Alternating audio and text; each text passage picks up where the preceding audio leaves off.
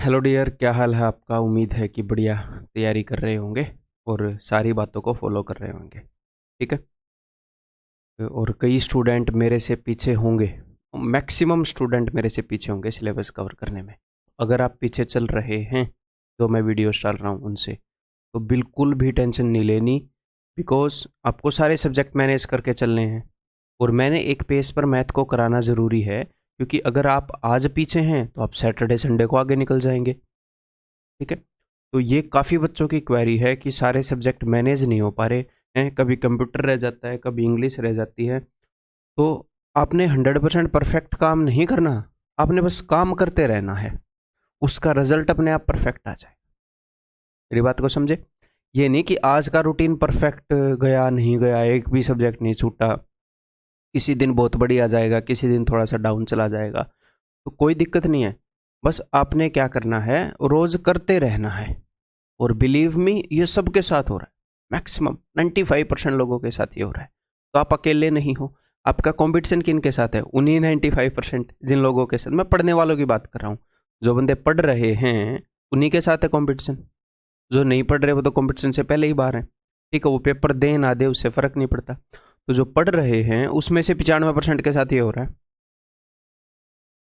ठीक है। तो आपका कंपटीशन उन्हीं के साथ है, तो कोई दिक्कत नहीं है। सारे एक ही तरीके से हो तो लगातार पढ़ते रहो, कोई दिक्कत नहीं है। अच्छे से समझते रहो, टाइम देते रहो। ठीक है भाई, इन चीज़ों की टेंशन नहीं लेनी। अब एक और चीज़ कि एक स्टूडेंट का ये था कि ये सब कुछ समझ में आ रहा है, बट ये जो सर्कल्स वाला कंसेप्ट करवाया था सर, इसमें थोड़ा सा डाउट रह गया। तो मामला क्या है कि मैं टीयर 1 हिसाब से तो करवा नहीं रहा, टीयर 2 के हिसाब से करवा रहा हूँ। लेकिन टीयर 2 के हिसाब से तो भी इस तरीके से कर रहा हूँ कि बैलेंस बना रहे, स्पीड प्लस अंडरस्टैंडिंग का है, कि ठीक ठाक एफिशिएंसी सिलेबस भी हो जाए एफिशिएंसी से, और भाई टाइम भी ना लगे। है तो बैलेंस बना रहा हूँ, तो कोई दिक्कत नहीं है। एक आधे पोर्शन में क्या हो सकता है, आपको टॉपिक कम समझ में आए, या फिर ये भी हो जाता है कई बार कि एक आधा पोर्शन आपका वीक है, वो चीज़ आप इतने इजीली नहीं समझ पाते हैं। तो दिक्कत नहीं है, उसको दोबारा देख लो। ठीक है। फिर भी समझ में ना आए तो 5-10 मिनट उस क्वेश्चन के साथ गुजारो, देखो उस क्वेश्चन को अलग अलग तरीके से करके देखो, उस सिचुएशन को अच्छे से एनालाइज करो। लेकिन फिर भी इसको मैं एक बार मोटा मोटा रिवाइज कर देता हूँ कि ये है क्या। देखो मैंने क्या बताया था कि जब भी ऐसे सर्कल्स हों, चाहिए एक दूसरे को टच कर रहे हो या ना कर रहे हो, अगर इनका ऐसे कोई कॉमन टेंजेंट है और आप ऐसे सेंटर्स को मिला दोगे तो सिमिलर ट्रायंगल्स बनेगी। सिर्फ ये ध्यान रखना है। ठीक है सर, सिमिलर ट्रायंगल्स बनेगी। यहाँ से इसको मिलाएंगे तो 90 डिग्री का कोण बनेगा, यहाँ से इसको मिलाएंगे तो 90 डिग्री का कोण बनेगा। तो सेम लाइन के परपेंडिकुलर हैं, तो इसका मतलब ये दोनों पैरेलल हैं। इसी कारण ये सिमिलर ट्रायंगल्स बनी हैं। जैसे ये वाला केस होता था अगर बॉटम के पैरेलल हैं। तो कुल मिलाकर इसके अंदर टोटल कितने कंसेप्ट छिपे हैं, जस्ट मैं वो आपको यहाँ पर बता देता हूँ, फिर अपने आप कॉन्फिडेंस आ जाएगा। नंबर 1 यहाँ पर छिपा है एक सिमिलर ट्रायंगल का कंसेप्ट, जो मैंने आपको बता दिया। ये छोटे वाली ट्रायंगल पूरी बड़ी ट्रायंगल के सिमिलर है। ये triangle ABC is similar to triangle ADE। Clear है भाई? जी हाँ। दूसरा यहाँ पर पाइथागोरस लग सकता है। क्यों लग सकता है? क्योंकि ये 90 डिग्री का एंगल है, तो एक इस ट्रायंगल के अंदर पाइथागोरस लग सकता है। हो सकता है आपको, मान लो ये सिमिलर है तो आपको पता है कोरस्पॉन्डिंग साइड्स का रेशियो सेम होएगा, तो वो वाली चीज़, वो वाली टेक्निक यूज हो सकती है इक्वेशन को सोल्व करने में। पाइथागोरस यहाँ पर लग सकता है। और तीसरा क्या है, यहाँ पर रेडियस बराबर है, रेडियस इन्वॉल्व है, रेडियाई इक्वल होते हैं एक सर्कल के। तो ये वाला कंसेप्ट कि ये और ये बराबर हैं और ये बराबर हैं। बताओ इसमें कोई दिक्कत? इसमें भी कोई दिक्कत नहीं है। ठीक है। सिमिलरिटी वाला कंसेप्ट लगाओगे तो कोई दिक्कत ही नहीं है।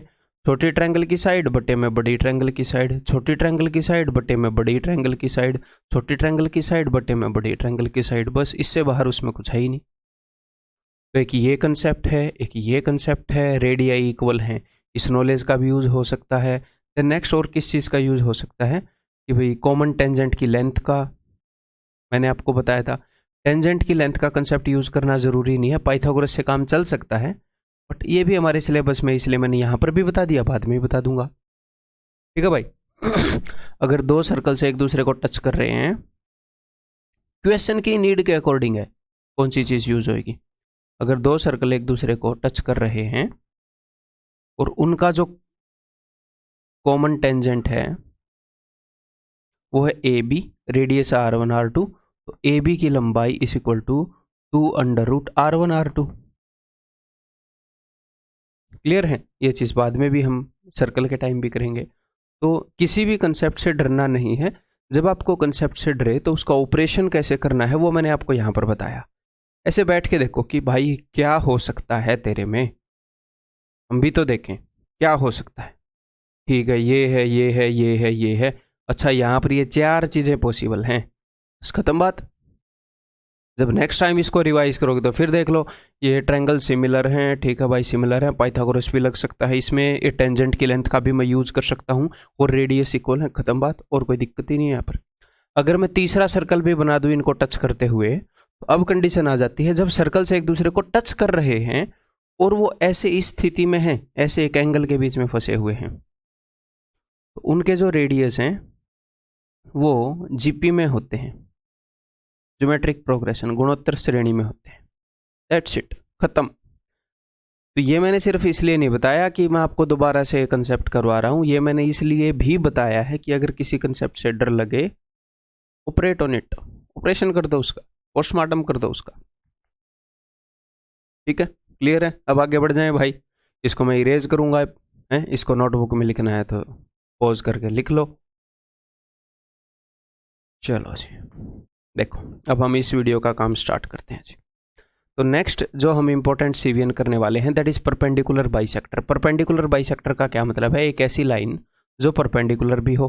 अब परपेंडिकुलर किससे होती है? एक लाइन दूसरे से होती है और बाइसेक्टर भी हो। अच्छा, परपेंडिकुलर भी हो और बाइसेक्टर भी हो। एक लाइन जो किसी भी ट्रायंगल की साइड के परपेंडिकुलर भी है और बाइसेक्टर यानी कि बीच से गुजरती है और परपेंडिकुलर यानी कि 90 डिग्री का कोण बनाती है। ये इसको हम बोलेंगे इस साइड का परपेंडिकुलर बाइसेक्टर, ना कि इस ट्रायंगल का। या फिर ऐसे बोल सकते हो perpendicular bisector in triangle ABC on side BC, तो ये साइड का परपेंडिकुलर बाइसेक्टर होता है। अब दूसरी चीज, कई बच्चों को डाउट होता है कि क्या ये यहां से निकलेगा? क्यों निकलेगा भाई? अगर मैं ट्रायंगल को ऐसे टेढ़ी कर दूं तो ये निकलता ही रहेगा, इसको तो यहीं पर रहना पड़ेगा। क्यों? क्योंकि ये परपेंडिकुलर है और बीच में है। तो भाई इसका वहां से निकलना जरूरी नहीं है। अगर ये वहां से निकल गया इसका मतलब ट्रायंगल बिल्कुल बीच में बनी है, और बिल्कुल बीच में बिल्कुल सिमेट्रिक ट्रायंगल है। इसका मतलब क्या है? या तो वो आइसोस्केलस है या इक्विलैटरल है। तो इसका बीच में से निकलना यहाँ पर बिल्कुल भी ज़रूरी नहीं है। इसकी प्रॉपर्टी क्या है कि ये साइड के परपेंडिकुलर होता है और उसको बाइसेक्ट करता है। इसके नाम से ही क्लियर है। यहाँ पर भी मार दें एक, ये देखो ये यहाँ से नहीं निकला, हाँ लेकिन ये तीनों एक जगह से पास होंगे।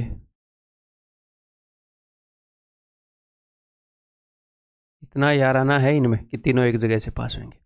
ठीक है, अब मैं आपको एक छोटी सी चीज़ बताने वाला हूँ कि मान लो एक लाइन है, मैंने एक लाइन बिल्कुल बीच में खींची। ठीक है, अब बीच में लाइन तो मैं इसे टेढ़ी भी खींच सकता हूँ। अगर मैंने टेढ़ी लाइन खींची तो ये जो पॉइंट है ये इसके तो पास हो गया और इससे दूर हो गया। बताओ, क्योंकि मैंने लाइन को उस तरफ झुका दिया, भले ही बीच में खींची। लेकिन अगर मैं बीच में बिल्कुल स्ट्रेट लाइन खींच दूं, अब मुझे बताओ इसके ऊपर कोई भी पॉइंट होएगा, मैथमेटिकली नहीं, कॉमन सेंस से, फीलिंग से, इसके ऊपर कोई भी पॉइंट होएगा वो इससे और इससे बराबर दूरी पर होएगा कि नहीं? क्यों? क्योंकि एक तो लाइन बीच में है, ऊपर से टेढ़ी भी नहीं है, किसी की भी तरफ कोई झुकाव भी नहीं है। ठीक है, तो परपेंडिकुलर बाइसेक्टर पर कोई भी पॉइंट उस लाइन के दो एंड से इक्वी डिस्टेंट होता है। परपेंडिकुलर बाइसेक्टर पर कोई भी पॉइंट, जैसे एंगल बाइसेक्टर के अंदर एंगल बाइसेक्टर पर कोई भी पॉइंट एंगल की आर्म से इक्वल डिस्टेंस पर था, क्योंकि एंगल बिल्कुल बीच में था। दोनों चीज़ों को कॉन्ग्रुएंसी से प्रूव कर सकते हैं, आप करते रहो, मैंने आपको बता दिया, बहुत ही ईजी है प्रूव करना। अब इसको वहां पर लगाएंगे, तो ये जो एंगल बाइसेक्टर है इसके ऊपर कोई भी पॉइंट होएगा वो ए और बी से इक्वल डिस्टेंस पर है। ठीक है, इस वाले एंगल बाइसेक्टर वाला बी और सी से इक्वल डिस्टेंस पर है, इस वाले एंगल बाइसेक्टर वाला ए और सी से इक्वल डिस्टेंस पर है। अगर मैं ऐसा पॉइंट ले लूँ जो तीनों एंगल बाइसेक्टर पर है, तो वो ए बी और सी तीनों से इक्वल डिस्टेंस पर होएगा। अच्छा, अगर ए बी और सी तीनों से इक्वल डिस्टेंस पर होएगा तो यहाँ पर रखा प्रकार कैंपस और बना दिया एक सर्कल जो ए बी सी में से पास होएगा। अब मैं तो प्रकार रखूंगा नहीं भाई, मेरी स्क्रीन खराब हो जाएगी, ठीक है।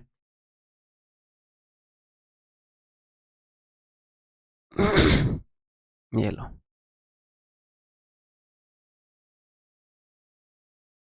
क्लियर है, समझ में आ गई बात। तो number 1, what is the property of perpendicular bisector? Bisects the side of a triangle, आप खुद लिखेंगे, मैं नहीं लिखूंगा।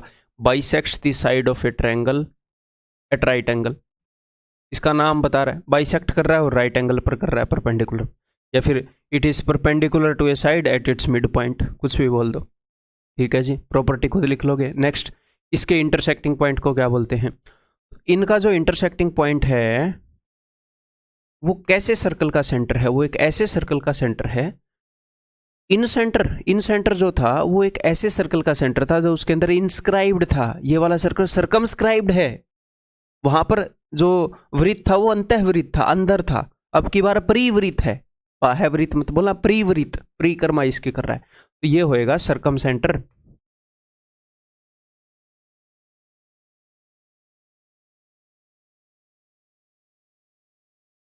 त्रिज्या,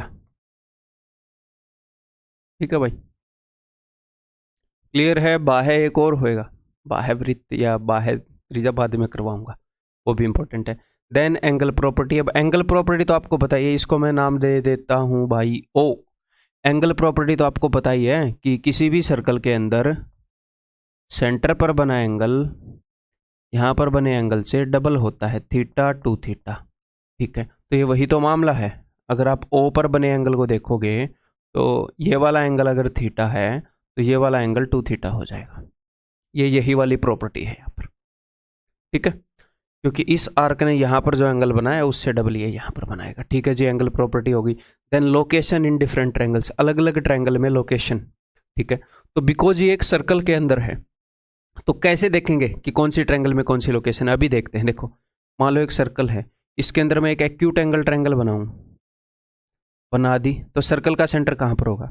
यहाँ पर। कॉमन सेंस से देखना, इस सर्कल के अंदर मैंने राइट एंगल ट्रायंगल बना दी, तो राइट एंगल ट्रायंगल आपको पता है जो डायमीटर जो है वो 90 डिग्री का एंगल बनाता है, तो सर्कल का सेंटर कहाँ हुआ?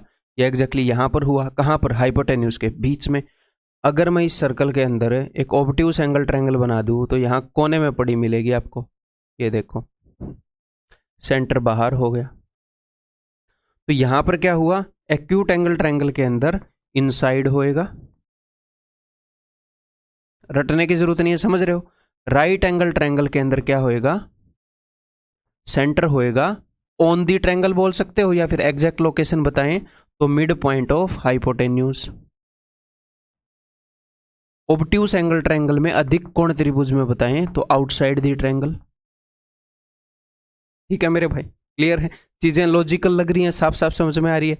जब ट्रायंगल छोटी थी, ये एंगल जैसे जैसे इसने 90 किया, जैसे सरकने लगा 90 से बड़ा किया तो ऐसे ये बाहर होने लगा, ठीक है, क्लियर है। ऐसे लिख लोगे अपनी नोटबुक के अंदर।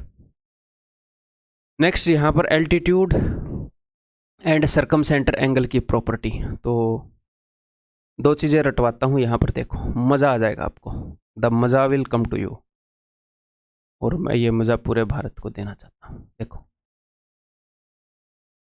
ए बी सी, अपने पास दो चीजें हैं, एक तो एल्टीट्यूड है, ठीक है, दूसरे अपने पास दो सेंटर हैं। एक तो अंदर वाले सर्कल का सेंटर जिसको हम बोलते हैं इन सेंटर, इसको मैं आई से डिनोट कर रहा हूं। एक बाहर वाले सर्कल का सेंटर जिसको हम बोलते हैं सर्कम सेंटर, उसको ओ से डिनोट कर रहा हूं। ये क्लियर है। इन सेंटर वाली एंगल प्रॉपर्टी करी थी, तो इन सेंटर में क्या था, ध्यान से सुनिएगा, एल्टीट्यूड दोनों जगह है। अगर इन सेंटर है तो इन दोनों के इनसाइड वाले एंगल को उठाओ, इन दोनों के इनसाइड वाले एंगल पर एक थ्योरम है। अगर अंदर वाले सर्कल का सेंटर है तो इन दोनों के अंदर वाले एंगल पर एक थ्योरम है। ये बाहर वाले सर्कल का सेंटर है तो इन दोनों के बाहर वाले एंगल्स पर एक थ्योरम है। अंदर वाले एंगल पर थ्योरम है कि angle D A I is equal to half of the difference of angle B and angle C, और बाहर वाले एंगल्स पर थ्योरम है कि ये दोनों बराबर हैं। अब इनको प्रूव दोनों को किया जा सकता है, फिलहाल हम डायरेक्ट रिजल्ट कर रहे हैं ना, ठीक है। जहां पर भी प्रूव करने में हेल्प होएगी वहां पर मैं करवा दूंगा, ठीक है भाई। क्लियर है? याद करना कितना आसान है। अगर बाहर वाले सर्कल के सेंटर के साथ है तो बाहर वाले एंगल इक्वल हैं, अंदर वाले सर्कल के सेंटर के साथ एल्टीट्यूड है तो ये अंदर वाला एंगल इन दोनों के डिफरेंस का हाफ है। डन डनाडन, याद रहेंगे। नेक्स्ट, पाइथागोरन ट्रिपलेट्स मैंने आपको बताए थे पहले, एक बार रिवाइज करवा देते हैं। ये अपडेटेड पाइथागोरन ट्रिपलेट, ठीक है। उस स्लाइड के अंदर क्या था, एक आधे मिसिंग थे। तो यहाँ पर सबसे ज़्यादा फ्रीक्वेंट रैंक 1 जिनकी फ्रीक्वेंसी में आती है वो है ये, सबसे ज़्यादा फ्रीक्वेंट। दूसरे नंबर पर फ्रीक्वेंट ये है। इसका मतलब क्या सर, ये यूज़ नहीं होते? यूज़ होते हैं, दूसरे नंबर पर फ्रीक्वेंट है। ये सारे यूज़ हो रखे हैं, ये सारे यूज़ हो रखे हैं, ठीक है। 9, 40, 41, 11, 60, 61, 12, 35, 37, 20, 21, 29, ये तो बहुत ज़्यादा ही यूज़ हुए हैं, बहुत ही ज़्यादा, ये इनके अंदर काफ़ी ज़्यादा यूज़ हुए हैं। 11, 60, 61 भी यूज़ हुआ, अब इसको भी ले लो, ठीक है। उसके बाद ये भी यूज़ हुए हैं। और इस वाले में एक खास बात है, क्या खास बात है कि हाइपोटेन्यूज सेम है, 65 हाइपोटेन्यूज सेम है। तो वो क्या करता है, कई बार इन दोनों की टिकड़ी बना रहा होता है, ठीक है। जब उसको चीज़ों का हाइपोटेन्यूज, मान लो ये हाइपोटेन्यूज है, उसको हाइपोटेन्यूज सेम लेना होता है तो वो इन दोनों को यूज कर सकता है, इसे ध्यान रखिएगा। क्लियर है? और ये भी यूज हुआ है, वैसे मैंने देखा है क्वेश्चन के अंदर, ये भी देखा है मैंने, ये भी देखा है, ठीक है। ये मेरे को ध्यान नहीं है देखा है कि नहीं है ये पाइथागोरन ट्रिपलेट ये सारे। तो आपने करना क्या है, आपने इन दोनों को गारंटी से याद करना है, इन दोनों लाइनों को गारंटी से याद करना है। मैं बताऊं, अगर आप कई दिन इनको नहीं देखोगे तो गारंटी है आप भूल जाओगे, मैं भी भूल जाऊंगा, सीधी बात है। ह्यूमन माइंड ऐसे ही काम करता है, ह्यूमन माइंड से ही काम चलाएंगे, बकरे का निकाल के तो नहीं लगा लेंगे यहाँ पर, हमारा दिमाग ऐसे ही काम करता है। तो आपने सिर्फ करना क्या है, इनको तो पक्का याद करना है, बस नजर मारते रहना है, टेंशन नहीं लेनी। मान लो एक आधा ऐसा क्वेश्चन आ भी गया जहां पर आपको स्ट्राइक नहीं हुआ, तो स्क्वायर करना तो आता है, बेस मेथड तो बता रखा है। जब आपको शक होगा कि पाइथागोरन ट्रिपलेट है कि नहीं, तो आप स्क्वायर करके देख लो, तो याद होएगा तो बहुत बढ़िया, अदरवाइज इनकी टेंशन नहीं लेनी, इनकी जस्ट रीडिंग मारते रहो। क्लियर है भाई? आगे बढ़े, टेंशन खत्म हुई थोड़ी, ठीक है। इनको पक्का याद कर लो भाई, दिखते ही पहचान में आ जाने चाहिए, जैसे मामा का लड़का ऐसे लगने चाहिए ये आपको। नेक्स्ट, अब क्वेश्चंस को ढेर करते हैं। देखो भाई, if the lengths of 3 sides of triangle are 6, 8 and 10, then the length of smallest median of the triangle। तो एक ट्रायंगल की 3 साइड्स की लंबाइयाँ 6, 8 और 10 है। तो मैं यहाँ पर कुछ पाइथागोरन ट्रिपलेट्स जो पूछे गए हैं उनके ऊपर एक्चुअल क्वेश्चन आपको करवाऊंगा, भले ही क्वेश्चन ईजी हो, मैं दिखाऊंगा कि पाइथागोरन ट्रिपलेट यूज किया गया, ठीक है। जैसे यहाँ पर the lengths of 3 sides of triangle are 6, 8, 10, तो 3, 4 और 5 का डबल यूज किया है, तो राइट एंगल ट्रायंगल होगी, जी हाँ। और राइट एंगल ट्रायंगल की खास बात क्या है, राइट एंगल ट्रायंगल की खास बात यह है कि ये सर्कल के अंदर इंस्क्राइब्ड होती है और ये हाइपोटेन्यूज डायमीटर होता है। ये क्लियर है? डायमीटर ही 90 डिग्री का कोण बनाता है, तो हाइपोटेन्यूज डायमीटर है। Then the length of the smallest median, तो स्मॉलेस्ट मीडियन की लेंथ बताओ। तो यहाँ पर एक कंसेप्ट ये और कर लो कि जो स्मॉलेस्ट मीडियन है वो लार्जेस्ट एंगल से जाती है। क्यों सर? अभी बताता हूँ, देखो कॉमन सेंस से। मान लो ये एंगल छोटा है, मैंने चोंच बना दी, तो ये सामने वाली लाइन से कितनी दूर है? रे बहुत दूर है भाई।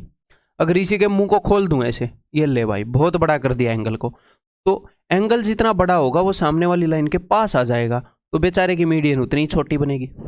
कॉमन सेंस, अदरवाइज प्रूव कर सकते हैं, कॉमन सेंस की तरफ से ये आप याद कर सकते हो, ठीक। क्लियर है? तो एंगल जितना बड़ा होगा मीडियन उतनी छोटी होगी, तो ये सबसे बड़ा एंगल है तो इस वाली मीडियन सबसे छोटी है। तो सबसे छोटी मीडियन कौन सी है? जो वर्टेक्स बी से जाए, तो ये वाली मीडियन पूछ रहा है सबसे छोटी। तो इसका मैंने आपको एक स्पेशल केस करवाया था, क्या कि राइट एंगल ट्रायंगल के अंदर जो सेंटर है वो इसके बीच में होता है, तो ये भी रेडियस, ये भी रेडियस, ये भी रेडियस, ये स्पेशल केस करवाया था कि नहीं? तो ये और ये सारे बराबर हैं, तो 10 का हाफ है 5। ये जो मीडियन है ये हाइपोटेन्यूज की हाफ होती है, हाइपोटेन्यूज 10 है तो मीडियन 5 होती है। तो यहाँ पर आंसर क्या होगा? ऑप्शन 5। ये बात क्लियर है कि नहीं है? ठीक है, मैं आपको छोटी छोटी बातें सवालों के माध्यम से सिखाऊंगा। जैसे मैं अलग से बता सकता था कि स्मॉलेस्ट मीडियन वहाँ से आती है, तो हम थोड़ा सा ऑप्टिमाइज कर रहे हैं ना अपने कोर्स को, तो कई कई तरीके से बताऊंगा, कभी इजी क्वेश्चन में कुछ बता दिया, कभी मुश्किल में कुछ बता दिया, ठीक है। बस सीखते रहो, आपका एक ही काम है, सीखते रहो बस। ये मत देखो क्वेश्चन कैसा है कैसा नहीं है, बस सीखते रहो। The sides of a triangle are 11, 60, 61। तो यहाँ पर आपको पता चल गया 11, 60, 61। अगर आपने उन पाइथागोरियन ट्रिपलेट्स को एक बार रिवाइज नहीं किया मेरे कहे के बिना, तो क्या क्यूरियोसिटी है आपकी, क्या लगन है? मैंने बोला नहीं कि अभी रिवाइज करो, 4-5 बार लिखो इनको, अभी के अभी लिखो 4-5 बार इनको याद करके, ठीक है। और इनको भी लिख लो 1-2 बार। मैंने बोला नहीं, बट खुद इतना दिमाग है नहीं, करो अभी। ये आपको सारे याद होने चाहिए आगे जो जो भी आएंगे। The sides of triangle are 11, 60 and 61। तो राइट एंगल ट्रायंगल हो गई, जी हाँ, 61 के सामने 90 डिग्री का एंगल हो गया। What is the radius of the circle circumscribing the triangle? जो सर्कल इस ट्रायंगल को सर्कमस्क्राइब कर रहा है उसका रेडियस क्या होगा? तो भैया ये तो डायमीटर है, तो उसका रेडियस क्या होगा? 61/2। एक्चुअल आया हुआ क्वेश्चन है ये, CGL 2018 टीयर 2 में आया हुआ है। कई बार आप लेवल कर देते हो, टीयर 2 में तो मुश्किल आते नहीं। क्वेश्चन की कोई जात नहीं है, आदमी ही हिंदू मुसलमान जाट ब्राह्मण बने हुए हैं। क्वेश्चन बेचारे क्वेश्चन है, कहीं पर भी आ जाते हैं। तो this will be option D, ठीक है। The sides of a triangle are 12, 35 and 37। तो sides of a triangle 12, 35 and 37। तो फिर से क्या हो गया? पाइथागोरियन ट्रिपलेट हो गया, 12, 35 and 37। What is the circum radius of the triangle? तो सर्कम रेडियस क्या होएगा? जो हाइपोटेन्यूज है उससे हाफ होएगा। अगर इसकी स्मॉलेस्ट मीडियन पूछ ली, वो भी 37/2 होएगी। अगर उसने ये भी पूछ लिया, मान लो ये सेंट्रोइड है, तो सेंट्रोइड 2:1 रेशियो में बांटता है। तो कई बार वो ये भी पूछ लेता है कि भैया बीजी क्या है? बीजी वो लोग हैं जो काम में लगे हैं, तो बीजी क्या होएगा? तो बीजी हो जाएगा 2/3, पूरी मीडियन का 2/3। और पूरी मीडियन क्या है? हाइपोटेन्यूज की हाफ, तो 37/2। तो ऐसे करके वो क्वेश्चन पूछ सकता है। फिलहाल हालांकि वो क्या पूछ रहा है, वो आपको सिर्फ और सिर्फ बोल रहा है कि मेरे को सरकम रेडियस बता दो। तो 37/2, 18.5। क्लियर है? CGL 2018 टीयर 2 की अलग शिफ्ट में। ये देखो, the sides of a triangle are 56, 90 and 106। तो अगर मैं इनको हाफ करूं तो 28, 45 और 53। ये एक पाइथागोरियन ट्रिपलेट है, ये एक पाइथागोरियन ट्रिपलेट है। अगर कभी कोई बड़ा पाइथागोरियन ट्रिपलेट हो, एक आधी बार ऐसा होता है, वो स्ट्राइक नहीं होता, ज़्यादा दिल पर नहीं लेनी, उस वक्त उसको लिख लेना, उसको बार बार रिवाइज करना है, कोशिश करना है वो याद रहे। ना रहे तो आपको स्क्वायर करना भी आता है अच्छे से, स्क्वायर करके चेक करना भी, ठीक है। तो उसने क्या बोला है? The circumference of its circle, circum circle. तो सर्कम सर्कल का सर्कमफ्रेंस पूछा है क्या? सर्कमफ्रेंस। तो रेडियस क्या हो जाएगा? Radius will be 53। तो सर्कमफ्रेंस होता है 2πr, पाई उसने ऑप्शन में दिया है, and r is equal to 53, तो 106 पाई। वैसे हम डायरेक्ट कर सकते हैं, क्योंकि सर्कमफ्रेंस क्या होता है? 2πr, तो 2 और r क्या होता है? डायमीटर। तो ऐसे डायमीटर पाई भी, जो भी डायमीटर दे रखा है उसके साथ में पाई लगा दो, सर्कमफ्रेंस ही आ जाएगा, ठीक है। The sides of triangle ABC are 10, 10.5 and 14.5। What is the radius of circumcircle? CPO 2019।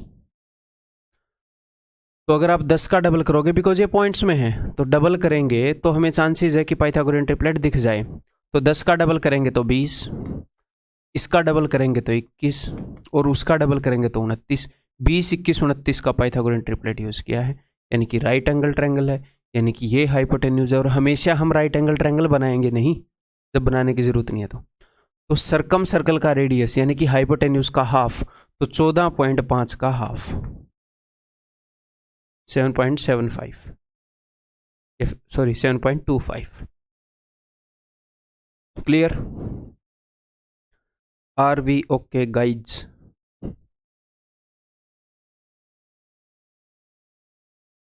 India's में गाइज ही बोलते रहते हैं, बफेलोज आज तक किसी ने नहीं, बेचारियों को कोई नहीं पूछ रहा। In triangle ABC angle A is equal to 90।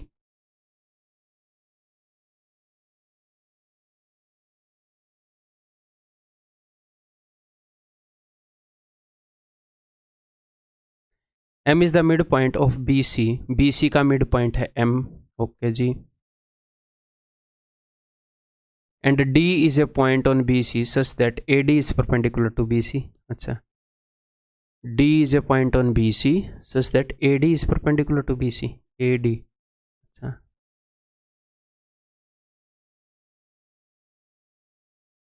if AB is equal to 7, AB is equal to 7, उफ,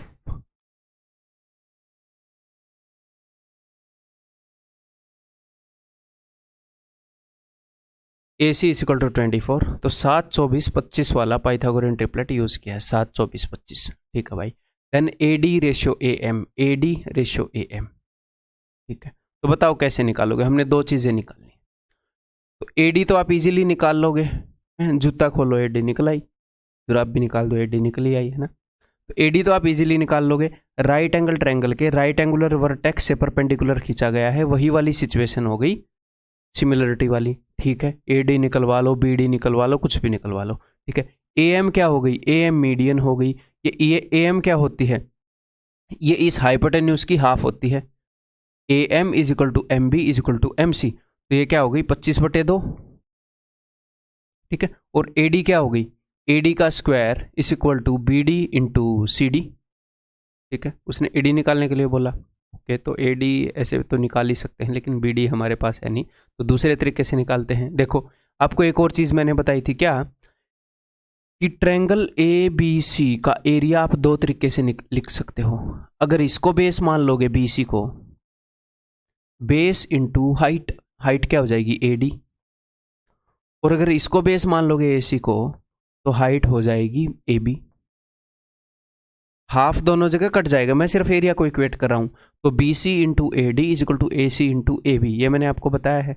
जी हाँ सर, तो इससे AD निकली पड़ी है। ठीक है, 24 इंटू 7, 24 इंटू 7 बटे में 25। मैं डायरेक्टली ऐसे लिखूंगा, आप भी डायरेक्टली ऐसे लिखोगे। 24 इंटू 7 बटे में 25 आ गई AD की लंबाई। ठीक है, 25 और AD की गुणा 24 और 7 की गुणा बराबर है। AD बटे में अब क्या करना है? बटे में करना है ये AM, यानी कि 25/2। That's it. नीचे 625 आएगा, और हमें नहीं पता कुछ। क्लियर है भाई? आगे बढ़े। In a triangle ABC right angled at B, एक ट्रायंगल ABC है, B पर राइट एंगल्ड है।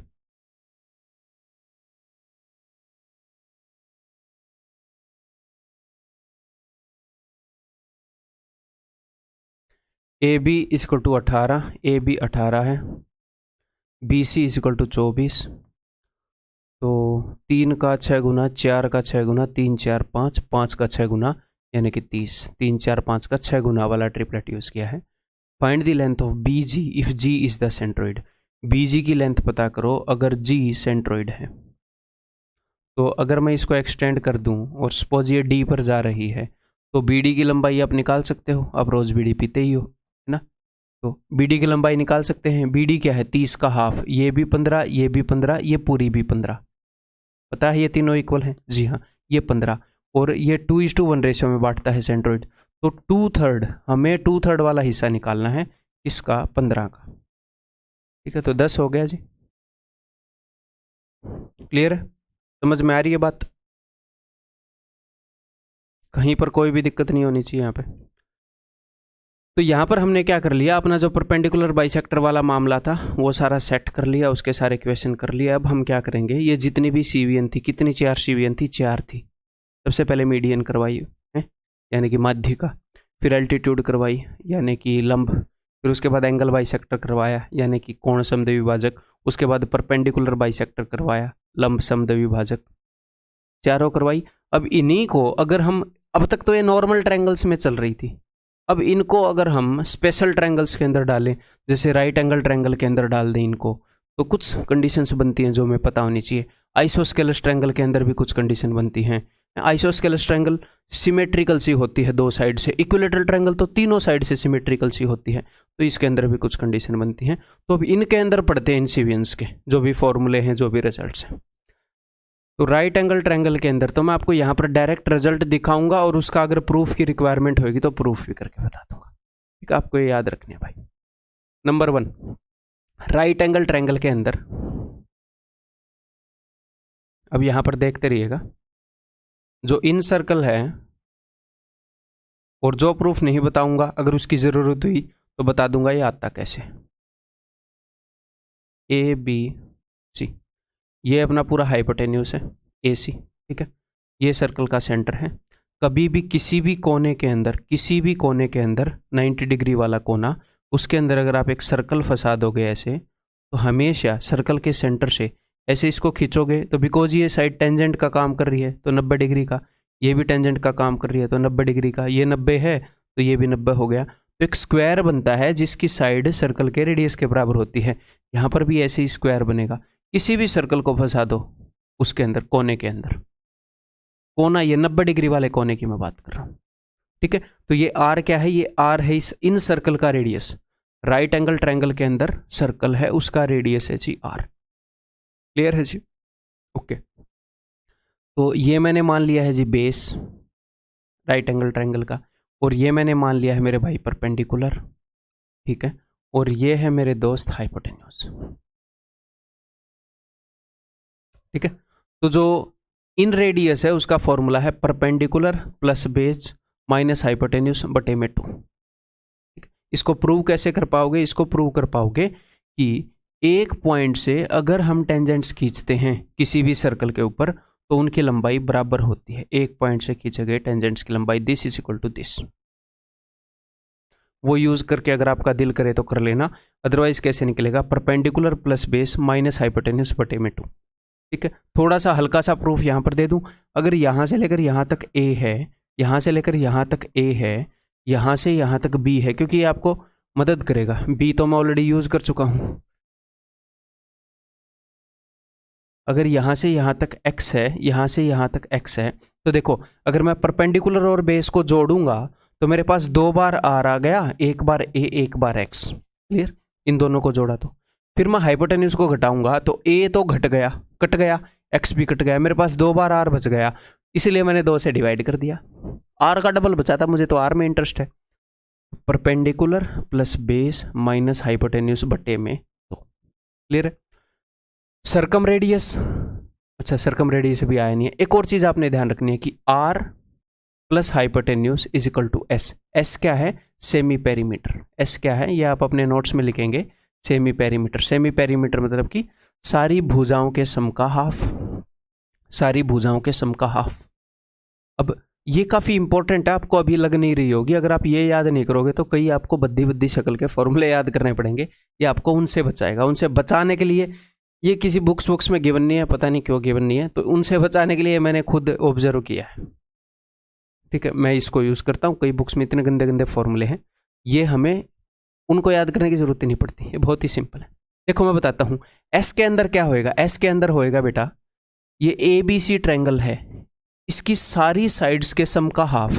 तो सारी साइड्स के सम के हाफ में 2 बार ए है, तो सारी साइड्स के सम में 2 बार ए है, तो मैं सिर्फ एक बार ए ले लूँ, क्योंकि मुझे तो हाफ चाहिए भाई। 2x की जगह 1x ले लिया, 2r की जगह 1r ले लिया। अब देखो r तो है ही है, h के अंदर क्या है, h के अंदर a और x है, यही मैं बोल रहा हूं, r a और x, ये सारे मिलके a x और r। तो जब आप r के अंदर, जब आप रेडियस के अंदर हाइपोटेन्यूस को जोड़ते हो तो r a x पूरे पेरीमीटर का आधा मामला अंदर हो जाता है जेब में। जब r के साथ हाइपोटेन्यूस को जोड़ते हो तो इसका मतलब सेमी पेरीमीटर बनता है। अब याद रख पाओगे? अब आप इसको कैसे याद रख सकते हो? एक कॉमेडियन है हर्ष बेनीवाल, अब ये तो आपको पता है ना कि s के बराबर होंगे ये दोनों। s बड़ा है, भले ही सेमी पेरीमीटर है, लेकिन इकलौते r और इकलौते हाइपोटेन्यूस से बड़ा है। तो हर्ष बेनीवाल याद कर लो, या फिर शहर याद कर लो, है? आप कैसे भी याद कर लो। वैसे मैंने कैसे याद रखा है मैं वो आपको बता देता हूं। मैंने याद रखा कि x इन सब, s जो है इन सब में सीनियर है, s सीनियर है भाई। भले ही हाफ वो है तो पेरीमीटर का, कितनी ज्यादा साइडों का, तो s सीनियर है, इसलिए बाकी दो के सम के बराबर होगा, खत्म कहानी। और s से सीनियर बनता भी है, ठीक, क्लियर? ओके जी, नेक्स्ट रूल। तो मेरा काम सिर्फ आपको रूल रटवाना नहीं है, उनको कैसे रट सकते हैं ये भी मैं कोशिश कर रहा हूं। उम्मीद है कि उसमें आपको हेल्प हो रही होगी, ठीक है। r is equal to h/2, ये r क्या है, कैपिटल R, बाहर वाले सर्कल का रेडियस, तो वो तो मैंने बताया ही, हाइपोटेन्यूस का हाफ है। क्लियर है जी? ओके मेरे भाई, नेक्स्ट यूलर्स लाइन। अब ये यूलर्स लाइन क्या होती है ये भी बता देता हूं, इसको रहने देते हैं, अलग से डायग्राम बनाते हैं। यूलर एक बंदा था, वो लाइन मारता था बाहर खड़े होके, इसलिए यूलर्स लाइन बोलते थे यूलर की लाइन को। आई एम जस्ट जोकिंग, ऐसे नामों से डरना नहीं है, Euler's line, Euler's theorem, formula. और मेन ये, इससे ही फर्क नहीं पड़ता कि ये यूलर लाइन है, फर्क पड़ता है कि कंसेप्ट क्या है। बट किसी न किसी नाम से तो कराना पड़ेगा, तो इसी भाई के नाम से कराते हैं जिसने बनाया। तो देखो, राइट एंगल ट्रायंगल के अंदर ऑर्थो सेंटर कहाँ पर होता है, जहाँ पर सारी एल्टीट्यूड्स, लंब के अंदर कहाँ पर होता है, जहाँ पर सारी लंब प्रतिच्छेद करते हैं, इंटरसेक्ट करते हैं, मिलते हैं, बताओ। यहाँ पर होता है सर, सारे एल्टीट्यूड यहीं पर मिलते होंगे राइट एंगल ट्रायंगल के अंदर। ये वाला एल्टीट्यूड यहाँ से गुजरता है, ये वाला इसी के ऊपर होता है, ये वाला इसी के ऊपर होता है, तो यहाँ पर होता है, जी हाँ। और वो कहाँ पर होता है, सरकम सेंटर। सरकम सेंटर बाहर वाले सर्कल का सेंटर, हाइपोटेन्यूज के बीच में होता है बाहर वाले सर्कल का सेंटर, जी हाँ सर, वो यहाँ पर होता है, इस लाइन के बीच में होता है। तो मीडियन जो है, मीडियन जो है वो भी यहीं पर जाएगी, जी हाँ। मीडियन के ऊपर क्या होता है, सेंट्रोइड, तो सेंट्रोइड यहां पर होगा, इसको 2:1 में बांट रहा होगा, 2:1 में, ठीक है। तो मैथमेटिकली इन चीजों को एच, जी और ओ से रिकॉग्नाइज करते हैं। मैथमेटिकली किस चीज से रिप्रेजेंट करते हैं, ऑर्थो सेंटर को और इनको और इनको। सेंट्रोइड का मैंने बताया ग्रेविटी सेंटर है, इसलिए जी से। ये हाइट्स का है, इसलिए एच से, शायद वो मुझे पता नहीं, तो एच से मैथमेटिकली करते हैं, तो मेरे को याद है, ठीक है। तो मेरे को तो याद हो गया ऐसे, सुबह उठ के को, ठीक है, जैसे भी है कंसेप्ट तो दिमाग में रह रहा है ना, सुबह उठ के सबसे पहले फ्रेश हो, ठीक है। तो किसी भी ट्रायंगल के अंदर, ये राइट एंगल ट्रायंगल के अंदर है, लेकिन दुनिया की हर ट्रायंगल के अंदर एच, जी और ओ एक ही लाइन पर होते हैं, और ये जी जो है ये बीच में होता है, और डिस्टेंस 2:1 होता है हमेशा, सिर्फ राइट एंगल ट्रायंगल में नहीं, सब में। लेकिन राइट एंगल ट्रायंगल की मदद से हम याद रखेंगे, कल को आप भूल जाओ तो 2 सेकंड लगेंगे निकालने में कि अच्छा ये इस वे में थे और ऐसे थे। इस लाइन को हम बोलते हैं भाई साहब यूलर्स लाइन। क्लियर है, आर वी कूल, समझ में आ गई बात। तो कल को वो आपको बताया कि भैया कोई भी रैंडम ट्रायंगल है, उसमें जी और ओ के बीच में डिस्टेंस है 5 सेंटीमीटर का, तो बता दो एच और जी के बीच में, तो आप बोलोगे जी 10 सेंटीमीटर का, एच और ओ के बीच में जी 15 सेंटीमीटर का। किसी भी ट्रायंगल में इसी ऑर्डर में होंगे, ऐसे ही लाइन पे होंगे, इस लाइन को बोलते हैं यूलर्स लाइन, ठीक है सर। अब एक चौथा भी है, ये कहाँ पर गया, ये आपको पता है ये कहाँ पर गया, ये यहाँ पर मिलेगा आपको,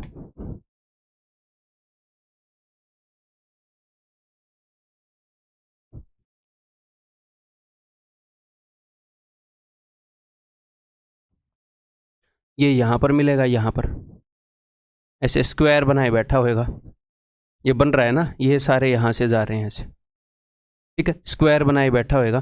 तो कभी कभी वो क्या कर लेता है, इसके और इसके बीच का डिस्टेंस भी पूछ लेता है। राइट एंगल ट्रायंगल के अंदर पूछता है कि ये जो ऑर्थो सेंटर है और ये जो ये क्या है, इन सेंटर अंतः के अंदर, इसके बीच का डिस्टेंस बताओ। तो रेडियस अगर आर है तो ये तो आर रेडियस वाला स्क्वायर बना, तो इनके बीच का डिस्टेंस √2r।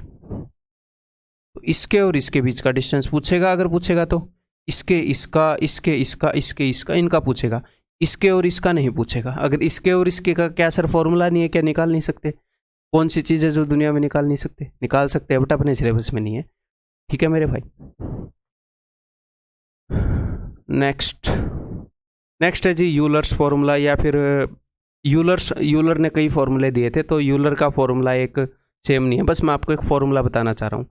वो फॉर्मूला मेनली अपने सिलेबस में नहीं है, बट वो काफ़ी पॉपुलर है, उसके ऊपर क्वेश्चन भी आपको मॉक टेस्ट के अंदर मिल जाएंगे जो पॉपुलर कंपनीज हैं। तो ताकि आपका कॉन्फिडेंस डाउन ना हो, मैं दिखा देता हूँ, नहीं तो बंदों को ये लगता है एक फॉर्मूला ही कहीं से आ गया बाहर, शायद मेरी मैथ पूरी नहीं है, ऐसा नहीं होता, ठीक है। तो जस्ट ये मैं आपको दिखा देता हूँ। तो इन सेंटर और सरकम सेंटर का डिस्टेंस, इन सेंटर यानी कि अंदर वाले सर्कल के सेंटर और बाहर वाले सर्कल के सेंटर का डिफरेंस किसी भी ट्रायंगल के अंदर, किसी भी ट्रायंगल के अंदर, राइट एंगल ट्रायंगल में नहीं, ये दोनों फॉर ऑल ट्रायंगल्स हैं, फॉर ऑल ट्रायंगल्स, ठीक है, स्लाइड में आप ये अपने नोट्स में लिखना। बस ये इसके साथ समझाने आसान थे इसलिए मैं समझा रहा हूँ। तो इनके बीच का जो डिस्टेंस है अगर मैं उसको d बोल दूँ तो d is equal to under root R square minus 2RR। ठीक है, इसके ऊपर मैंने आज तक एसएससी के अंदर क्वेश्चन नहीं देखा, मैंने आज तक सीडीएस के अंदर क्वेश्चन नहीं देखा, बट ठीक है। मैं क्या करता हूँ जब मेरे को ये पढ़ाना होता है, मैं ऑनेस्टली बता रहा हूँ, मैं अपने नोट्स में देखता हूँ कि भाई क्या था वो फॉर्मूला था, ये था, ये लो, मैं याद भी नहीं रखता इसको। ठीक है, क्योंकि भाई अब इसको 1 महीने नहीं देखेंगे तो भूल ही जाएंगे, 20 दिन नहीं देखेंगे तो भूल ही जाएंगे, क्योंकि भाई रिलेवेंट नहीं है। कोई भी चीज़ याद कैसे रहती है, वो क्वेश्चंस में बार बार आती है, माइंड में रिमाइंड होती है, ठीक है, फिर आई फिर रिमाइंड होगी। अब कोई चीज़ यूज ही नहीं हो रही है। 6 महीने में एक बच्चा क्वेश्चन लाएगा, फंसा हुआ मॉक में, ये फंस गया, ऐसा ये वो वाला है, ये ले बेटा भाई फॉर्मूला, फिर वो याद कैसे रहेगी। ठीक है, बट ठीक है, आप अपने नोट्स के अंदर लिख सकते हैं। और भी बतेरी चीज़ें हैं जो ऐसे ही हैं जो आएंगी नहीं। Then distance between H and I, तो ये मैंने बता दिया, orthocentre and incentre, orthocentre और ये इन सेंटर, ये वाला सेंटर, इनके बीच में √2R का डिफरेंस होता है। ये सारी चीज़ें डेफिनेटली रिलेवेंट है अपने एग्जाम से। ठीक है भाई, are we cool? Next isosceles triangle, तो इससे पहले हमने किया राइट एंगल ट्रायंगल के अंदर ये सर्कल्स, ये सेंटर्स, ये सारी लाइंस क्या करती हैं वो हमने देख लिया। ठीक है, अब हम देख रहे हैं आइसोस्केलस ट्रायंगल के अंदर। अब आइसोस्केलस ट्रायंगल की क्या खासियत है कि आइसोस्केलस ट्रायंगल कि अगर ये दो भुजाएं इक्वल हैं तो ये सिमेट्रिकल आपको लगेगी, है? आपको ऐसे सिमेट्रिकल नहीं लगेगी, ऐसे मान लो ये दो इक्वल हैं तो अब तो यहां से सिमेट्रिकल लगेगी। अब आपको मेरी फीलिंग समझ रहे हो कि नहीं? सिमेट्रिकल, दोनों तरफ से एक जैसी दिखेगी, यहां से देखोगे या यहां से देखोगे तो यहां से। अगर मैं इस ट्रायंगल को ऐसे काट भी दूं तो ये वाला हिस्सा और ये वाला हिस्सा बिल्कुल समान होंगे, क्योंकि आइसोस्केलस ट्रायंगल है, इसका ये वाला हिस्सा और ये वाला हिस्सा क्या है, बिल्कुल समान है। ठीक है, तो मैं आपको इसकी सिमेट्री बता रहा हूं। तो आइसोस्केलस ट्रायंगल के अंदर मामला क्या है मेरे भाई,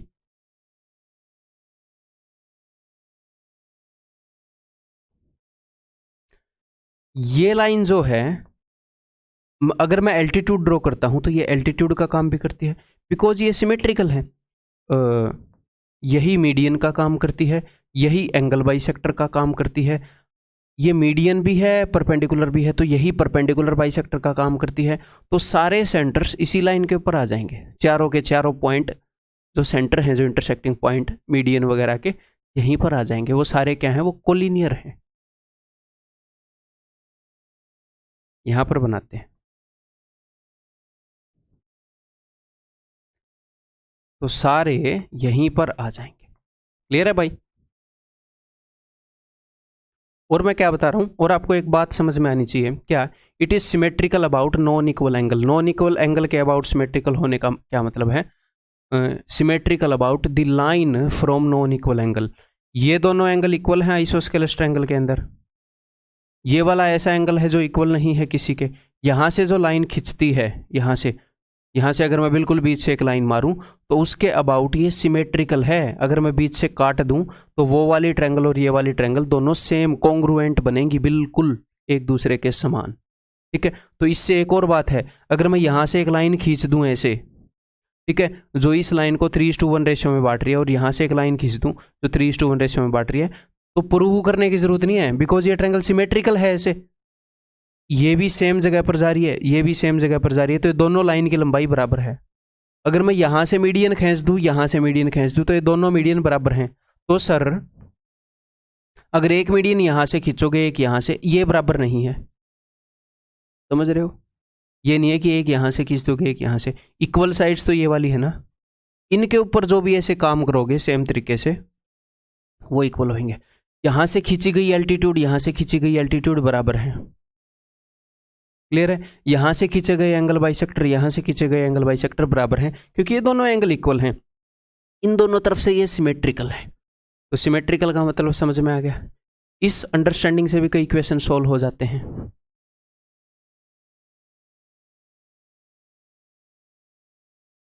नेक्स्ट, ऑल द इंपॉर्टेंट सीवियंस, ये जितने भी इंपॉर्टेंट सीवियन बताई है, मीडियन, एल्टीट्यूड, ये सारी from non equal angle are coincident, ये एक ही लाइन है जो सबका काम कर रही है। अगर कल को मैं आपको ये बता दूं कि मेरे भाई कोई ट्रायंगल है, उसके अंदर मैंने एल्टीट्यूड खींची और वो एंगल बाइसेक्टर भी है, एक ही मीडियन है, सॉरी एक ही लाइन है, वो एंगल बाइसेक्टर भी है, एल्टीट्यूड भी है, दोनों का काम कर रही है। इसका मतलब ट्रायंगल आइसोस्केलस है। और कौन सी दो साइड इक्वल है? ये नहीं है कि इसको इसके साथ इक्वल कर दोगे, नहीं, इसको इसके साथ इक्वल करोगे, इनके बीच से आ रही है ना। अगर कोई भी लाइन कल को, इस कंसेप्ट के ऊपर मजेदार क्वेश्चंस बनते हैं, इन कंसेप्ट्स के ऊपर मजा आता है क्योंकि ये देखने में थोड़े से मुश्किल है और बहुत ही बेसिक है। कोई भी लाइन अगर एंगल बाइसेक्टर है, साथ में मीडियन भी है, इन्हीं भी दो का रोल प्ले कर रही है, इसका मतलब आइसोस्केलस ट्रायंगल है। इसका मतलब ये लाइन जो है ना, अब ये सब कुछ है, ये मीडियन भी है, परपेंडिकुलर बाइसेक्टर भी है, एल्टीट्यूड भी है, सब कुछ भी है। कोई भी दो का रोल एक साथ प्ले करती दिख जाए, अगर आपको एक एल्टीट्यूड दिख जाए जो मीडियन भी हो, ये रटनी नहीं है, ये चीज़ें समझनी है। अगर कोई एल्टीट्यूड दिख जाए जो मीडियन भी हो, इसका मतलब आइसोस्केलस ट्रायंगल है। इनके ऊपर क्वेश्चन होते हैं और मैं करवाऊंगा, आए हुए कई क्वेश्चन है, बढ़िया बढ़िया क्वेश्चन करवाऊंगा, बढ़िया बढ़िया आए हुए क्वेश्चन है, ठीक है। तो सारी लाइनें क्या हैं? सारी लाइनें कोइंसिडेंट हैं, एक दूसरे के ऊपर लाई करती हैं, ये वाली। लेकिन अगर आप यहाँ से खींचोगे मीडियन, यहाँ से एंगल बाइसेक्टर, तो सारे फिर अलग अलग होंगे। यहाँ से खींचोगे तो ऐसे चार लाइनें अलग अलग निकलेंगी, ठीक है। यहाँ से खींचोगे तो अलग अलग निकलेंगी, लेकिन यहाँ वाली चारों लाइनें एक दूसरे के ऊपर हैं और वो जो पॉइंट्स हैं वो कोलिनियर हैं। All the centres are collinear, जितने भी सेंटर, जो भी इंटरसेक्टिंग पॉइंट्स होते हैं, सेंट्रोइड वगैरह, वो सारे कोलिनियर हैं। क्लियर है भाई? और एक और बात आपको बताऊँ आगे बढ़ने से पहले, ये जो सेंटर है ना, जैसे सेंट्रोइड हो गया, इन सेंटर हो गया, सरकम सेंटर हो गया, ऐसे ऐसे 20-25 सेंटर तो मैंने खुद देखे हैं ऑनलाइन। इस तरह के 20-25 सेंटर ज्योमेट्री में, सिर्फ सेंटर ट्रायंगल के, और पता नहीं कितने कितने हैं। इसीलिए मैं बता रहा हूँ, अगर एक चैप्टर को भी करने लगे ना डिटेल में कि मैं तो पूरा कर जाऊंगा, पूरी ज़िंदगी निकल जाएगी। सिर्फ एसएससी का रिलेवेंट पढ़ के एग्जाम में सिलेक्शन लेके निकल लो। Next, equilateral triangle. अगर हमारे पास इक्विलेटरल ट्रायंगल हो, symmetrical about all the vertices, तो इक्विलेटरल ट्रायंगल भाई साहब तीनों तरफ से सिमेट्रिकल है। जैसे आइसोस्केलस ट्रायंगल जो थी, उसकी सिर्फ दो भुजाएं इक्वल थी, तो इनके बीच में लाइन मारने पर सिमेट्रिकल थी। अब इस ट्रायंगल को मैं यहाँ से देख लूँ तो भी वैसे ही दिखेगी, यहाँ से देख लूँ, यहाँ से देख लूँ, ऐसे ही दिखेगी। तो अब इसमें क्या है, इसमें यहाँ से मान लो मैंने एल्टीट्यूड खींची, तो अब ये एल्टीट्यूड मीडियन भी है, एंगल बाइसेक्टर भी है, परपेंडिकुलर बाइसेक्टर भी है, ये सब कुछ है। यहाँ से खींची वो वाली लाइन भी सब कुछ है, यहाँ से खींची वो वाली लाइन भी सब कुछ है। यहाँ से खींची गई line angle bisector, median, altitude, perpendicular bisector, सब कुछ है, हर एक वर्टेक्स से खींची गई। तो इसका मतलब ये जो पॉइंट है ये सब कुछ है, यही पॉइंट सेंट्रोइड है, यही पॉइंट इन सेंटर है, सरकम सेंटर है, सब कुछ यही पॉइंट है। तो सारे जो पॉइंट हैं, जो सेंटर हैं, वो भी कोइंसाइड कर जाते हैं। क्यों? क्योंकि ये तीनों तरफ से सिमेट्रिकल हैं। कोइंसाइड यानी कि एक दूसरे के ऊपर आ जाते हैं, हिंदी वालों के लिए समकेंद्रित हो जाते हैं, पता नहीं ऐसा कुछ है, ठीक है। एक आधे टिपिकल वर्ड आप देख लेना। अब भाई अंग्रेजों ने यहाँ पर राज किया इंडिया में, मुश्किल बढ़ा के चले गए ये हिंदी इंग्लिश वाली, क्या ही करें अब, मतलब है ना। कोई इंग्लिश मीडियम में पढ़ रहा है, कोई हिंदी मीडियम में पढ़ रहा है, कोई बीच में हिंदी से इंग्लिश में जा रहा है, बेचारा फालतू की मुश्किल बढ़ा के चले गए। चलो जो भी है, तो अब मैं आपको एक बात बताता हूँ। देखो ये इक्विलेटरल ट्रायंगल है, ओके जी, ट्रायंगल एबीसी, इसके अंदर का सर्कल बनाया, इसके बाहर का सर्कल बनाया, तो एक ही पॉइंट है जो अंदर वाले सर्कल का भी सेंटर है, बाहर वाले सर्कल का भी सेंटर है, यही पॉइंट सेंट्रोइड वगैरह सबकी प्रॉपर्टी यही पॉइंट रखता है, ठीक है। तो कुछ इंपॉर्टेंट पॉइंट कर लेते हैं। तो अब देखिए जी, अगर मैं यहाँ से मीडियन बना दूँ, मीडियन माध्य का, तो वो सारी लाइनों का काम करेगी? जी हाँ सर। तो 2:1 रेशियो में बांटेगी? जी हाँ सर। तो let this be G, let this be D, तो ए जी इस थ्रू डी जी डी 2:1 होएगा। हाँ, तो ए जी क्या है? ए जी है बाहर वाले सर्कल का सेंटर, है कि नहीं, सॉरी बाहर वाले सर्कल का रेडियस, और जी डी क्या है? अंदर वाले सर्कल का रेडियस। तो इक्विलेटरल ट्रायंगल के अंदर जो सरकम सेंटर है, बाहर वाले सर्कल का रेडियस डबल होता है अंदर वाले से, बाहर वाले सर्कल का रेडियस डबल होता है अंदर वाले से, ठीक है। और एक और बात, अब ध्यान से सुनो, ये चीज़ हम प्रूव नहीं करेंगे। अगर आपको इक्विलेटरल ट्रायंगल की साइड दे दी ए, तो बाहर वाले सर्कल का रेडियस अगर निकालना है तो उसको सिर्फ और सिर्फ √3 से डिवाइड कर दो। इसको भाषा में याद करना है ना कि ऐसे r = a/√3, ऐसे तोता नहीं बनना है। साइड को √3 से डिवाइड करूंगा, साइड को √3 से डिवाइड करूंगा तो क्या आएगा? सर्कम रेडियस, बाहर वाले सर्कल का रेडियस। तो रेडियस को, सर्कम रेडियस को √3 से गुणा करूंगा तो क्या आ जाएगी? तो साइड आ जाएगी। तो जो सर्कम रेडियस है, आपको इतना तो फील हो ही रहा होगा ना कि साइड से छोटा है। इतनी तो आंखें खराब होंगी नहीं कि सर्कम रेडियस है, साइड से तो छोटा ही है। तो √3 से डिवाइड करेंगे साइड को तो सर्कम रेडियस, सर्कम रेडियस को √3 से गुणा करेंगे तो साइड। और जो इन रेडियस है वो तो सर्कम रेडियस से मैंने आधा बताया था, तो √3 से तो डिवाइड करना ही करना है, एक 2 से भी डिवाइड करना है अगर अंदर वाला रेडियस चाहिए तो साइड को √3 से डिवाइड करूं तो सर्कम रेडियस, एक और 2 से मतलब और ज़्यादा हाफ कर दूं इसका तो इन रेडियस, खत्म। रटना क्यों है? फिर अगर कोई मेरे को इन रेडियस देता है, देखो साइड को मैं 2√3 से डिवाइड करूंगा तो इन रेडियस आ जाएगा, इन रेडियस दिया तो 2√3 से गुणा करूंगा साइड आ जाएगी। भाषा बना के हमने इनको याद करना है। बात क्लियर होगी? आगे बढ़ जाऊं, क्वेश्चंस को रगड़ दें। चलो जी, और ये जो वीडियोस हैं इनको तेज़ स्पीड में करके देख लो भाई अपने अकॉर्डिंग, ठीक है? नॉर्मल स्पीड पर तो ना ही देखना, जहाँ पर आपको समझने की ज़रूरत है वहाँ पर नॉर्मल स्पीड पर देख लेना। मैं नॉर्मल स्पीड पर ही बोल पाऊँगा, है ना? नहीं तो चीज़ें मैसअप हो जाएंगी। मैंने तेज़ करने की कोशिश की ना, मेरे लिए ये सारी चीज़ें आसान है, एक समान है, मैं इतनी बार कर चुका हूँ, है ना? तो मैं आप लोगों के अकॉर्डिंग पढ़ा रहा हूँ कि हाँ, ये यहाँ पर स्टूडेंट फंसते हैं एक्सपीरियंस से। तो मैं तेज़ करूँगा तो फिर मतलब समझ में नहीं आएगा। In a right angle triangle the sum of inradius and circumradius is equal to the average of. तो राइट एंगल ट्रायंगल के अंदर इन रेडियस की वैल्यू मैंने क्या बताई थी? छोटे आर की, perpendicular plus base minus hypotenuse बटे 2, और सर्कम रेडियस की वैल्यू बताई थी हाइपोटेन्यूस बटे 2। अगर आप इन दोनों का सम करोगे तो करके देख लो, रटना नहीं है ऐसी चीज़ों को। सम करोगे तो डिनोमिनेटर तो सेम है, हाँ जी सर सेम है, h से h कट जाएगा तो सिर्फ p प्लस b बचेगा, हाँ जी। तो this is equal to the average of both the legs of the triangle. Triangle के दोनों पादों की क्या बोलते हैं उसको? औसत। क्लियर है? ट्रायंगल की लेग्स किन को बोलते हैं? राइट एंगल ट्रायंगल के अंदर लेग्स बोलते हैं, हाइपोटेन्यूस के अलावा ये जो साइड्स हैं इनको लेग्स। ठीक है, एक और टर्म आपको पता लग गया। Next, if the ratio of angles of a triangle is 1:5:6, अगर किसी ट्रायंगल के एंगल्स का रेशियो 1:5:6 है तो ठीक है भाई, बताओ क्या होगा?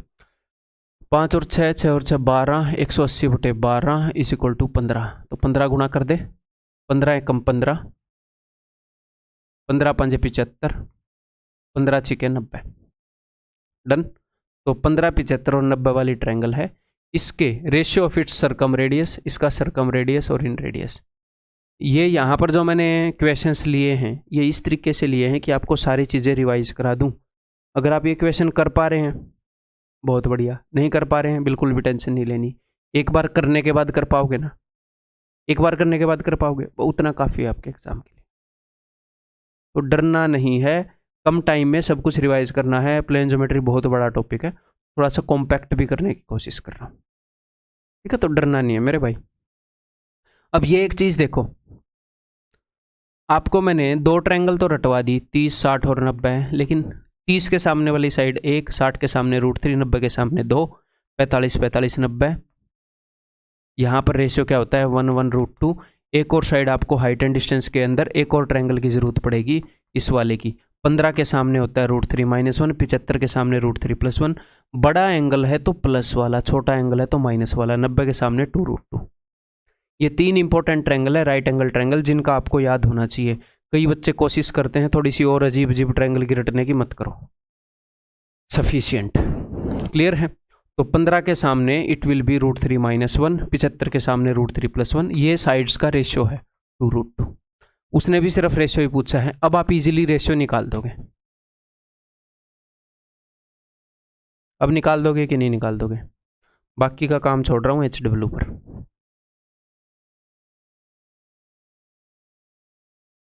क्लियर? आगे HW में देख लेना, आप निकाल ही दोगे, दोनों के फॉर्मूले पता ही है राइट एंगल ट्रायंगल के। Triangle PQR is a triangle, PQR is a triangle in which angle QPR is 90, okay जी।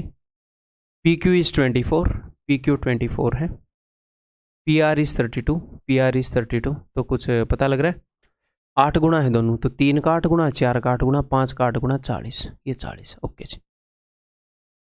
QA is equal to AR, QA is equal to AR, इसका क्या मतलब है, इसका मतलब PA जो है वो मीडियन है, ठीक है जी, कोई दिक्कत नहीं है, मीडियन है। राइट एंगल ट्रायंगल की मीडियन है 90 डिग्री वाली, तो ये अगर 20 है, ये अगर 20 है, तो ये भी 20 है, ये भी 20 होएगा, ये क्लियर है ना। राइट एंगल ट्रायंगल के अंदर अगर आप मीडियन ड्रॉ करते हो तो ये वाली मीडियन हाइपोटेन्यूज के हाफ, ये तीनों बराबर होती हैं, ठीक है, ये भी 20 है। QT is an angle bisector, QT angle bisector है, तो यहां पर एंगल बाइसेक्टर की प्रॉपर्टीज लगेंगी, क्या लग सकते हैं देखो आप। फाइंड TA, तो आपने TA की पोस्ट लेनी है, TA से ऊपर की लेनी है भाई, TA की पोस्ट नहीं लेनी है। देखो बताओ, एंगल बाइसेक्टर का एक ही थ्योरम है कि सामने वाली साइड को उस रेशियो में बांटता है जिस रेशियो में ये दोनों साइडें हों। तो 24 और 20 का क्या रेशियो है, 4 छिके 24 और 4 5 20, 6:5, 6:5, ठीक है। हमें TA निकालनी है, तो 5/11 आउट ऑफ 20 यानी कि 100/11, ऑप्शन ए क्लियर है, समझ में आ गई बात। ये बताओ, what is the distance between the orthocentre and the circumcentre of a triangle whose sides are this. तो एक ट्रायंगल है जिसकी साइड है 10 24 26 यानी कि 5 12 13 का मल्टीपल है, तो 10 24 26 राइट एंगल ट्रायंगल है, ओके सर। अब इसका ऑर्थो सेंटर, अब ऑर्थो सेंटर कहाँ पर होता है, एल्टीट्यूड्स वाला, वो यहाँ पर होता है, मैंने आपको बताया। एक बार रिवाइज कर लेते हैं मामले को, ठीक है। ये होता है सरकम सेंटर और ये होता है इसका क्या, सेंट्रोइड। अगर वो इन सेंटर की बोलता तो यहाँ पर होता है इन सेंटर। ये पूरा खेल है, इससे इसका डिस्टेंस पूछेगा या फिर इन तीनों का गेम करता है, वो अपने सिलेबस के अंदर इनका करता है, ठीक है। उसने किसका पूछा भाई, ऑर्थो सेंटर एंड सरकम सेंटर। तो ये सरकम सेंटर है, बाहर वाले सर्कल का सेंटर है, तो इन दोनों के बीच में जो डिस्टेंस है वो क्या होएगा, वो इस मीडियन के बराबर होएगा। और ये वाली जो मीडियन है ये हाइपोटेन्यूज का हाफ होती है, तो 26 का हाफ 13, ऑप्शन है। क्लियर, क्लियर है कि नहीं मेरे भाई। अगर उसने HI पूछा होता तो आप क्या निकालोगे, आप इन रेडियस निकालोगे, perpendicular plus base minus hypotenuse बटे 2, और उसको √2 से गुणा कर दोगे, है ना। कई ऐसे बंदे होते हैं डायरेक्ट ऐसे याद करेंगे P + B - H, अब √2 से इसको काट देंगे, बटे में √2, मतलब फालतू में दिमाग को डस्टबिन बनाए रखेंगे। नेक्स्ट, ये हमने मतलब, हाँ मैंने आंसर टिक कर दिया ना। अब अगला,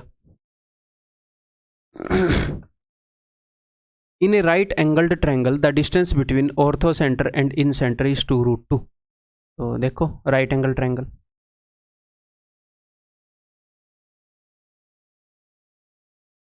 ऑर्थो सेंटर तो यहीं पर है, ठीक है, और इन सेंटर कहाँ पर होता है, मैंने आपको बताया। अगर कोने में सर्कल फंसा दोगे तो हमेशा क्या बनेगा, एक स्क्वायर बनेगा, और कितनी साइड का, जिसका साइड मतलब कितनी साइड का, रेडियस के बराबर साइड का। तो ये है अपना इन सेंटर, उस सर्कल का सेंटर है, ठीक है सर। उसने क्या बताया है, the distance between orthocentre and in centre this is 2√2। अगर ये डायगोनल 2√2 है तो ये साइड 2 हो गई, यानी कि हमारा रेडियस क्या हो गया, हमारा रेडियस हो गया 2, इन सर्कल का radius, in radius 2। And the semi perimeter of the triangle is 15। Semi perimeter S जो है वो 15 हो गया। मैंने आपको एक बात बताई थी कि S जो है वो H और R इन दोनों से बनता है। S सेमी पेरीमीटर है, H और R, S सीनियर है, इन दोनों के सम से बनता है। तो उसने S की वैल्यू तो दे दी, उसने R की वैल्यू भी दे दी, तो हाइपोटेन्यूज की वैल्यू 13। अगर हमें ज़रूरत पड़ी तो we will use find the distance between centroid and circumcentre. ये क्वेश्चन मैंने बनाया है, जानबूझ के बनाया है, ऐसा क्वेश्चन वैसे आना नहीं बनता। तो क्या सर ये इररिलेवेंट है, कंसेप्ट इररिलेवेंट नहीं है, मैंने स्टेप्स ज़्यादा कर दिए बस इसके अंदर। तो सिर्फ इसलिए बनाया है कि सारी चीज़ें रिवाइज करवा दूँ एक क्वेश्चन। ठीक है, आप थोड़ा सा ब्रेनस्टॉर्मिंग करो। Find the distance between centroid and circumcentre. तो सेंट्रोइड कहाँ पर होगा मेरे भाई? सेंट्रोइड यहाँ पर होगा। अगर मैंने ये मीडियन खींची तो सामने वाली साइड के हाफ पर जाएगी, तो ये वाली और ये वाली बराबर होती हैं। जी हाँ, तो सामने वाली साइड कितनी है? सामने वाली साइड है हाइपोटेन्यूज। तो हाइपोटेन्यूज कितना है? 13। तो ये 13/2, ये 13/2, ये 13/2। ठीक है, अब मुझे निकालना क्या है? मुझे निकालना है सेंट्रोइड और सरकम सेंटर के बीच में डिस्टेंस। तो यानी कि पूरी मीडियन का 1/3। तो 13/2 का 1/3, 13/6। क्लियर है? Okay, next. ये क्वेश्चन भी एग्जाम में आएगा नहीं, सिर्फ रिवीजन के लिए, सारे कंसेप्ट्स की रिवीजन के लिए। तो इससे डरना नहीं है, पिछले वाले क्वेश्चन से डरना नहीं है, सिर्फ रिवीजन करवा रहा हूँ। In the right angle triangle, angle A B C is 90। In the right angle triangle, angle, अच्छा हाँ, okay okay, angle B is equal to 90। Median A D, ये ए डी जो है मीडियन है। बहुत सारे कंसेप्ट इसके थ्रू रिवाइज करवाऊंगा। एंड सी ई, तो राइट एंगल ट्रायंगल के अंदर मीडियंस ली हैं ऐसे। कछु याद आया? इज कछु remembered? A P square plus C Q square is equal to A C square plus P Q square, या फिर 5ac स्क्वायर। अगर मैं इसको ऐसे करूँ तो आपको वो याद आएगा। अगर मैंने यहाँ से मीडियन खींची तो 5 टाइम्स ऑफ इसका square is equal to, sides के बीच में राइट एंगल है, is equal to 4 into medians का स्क्वायर।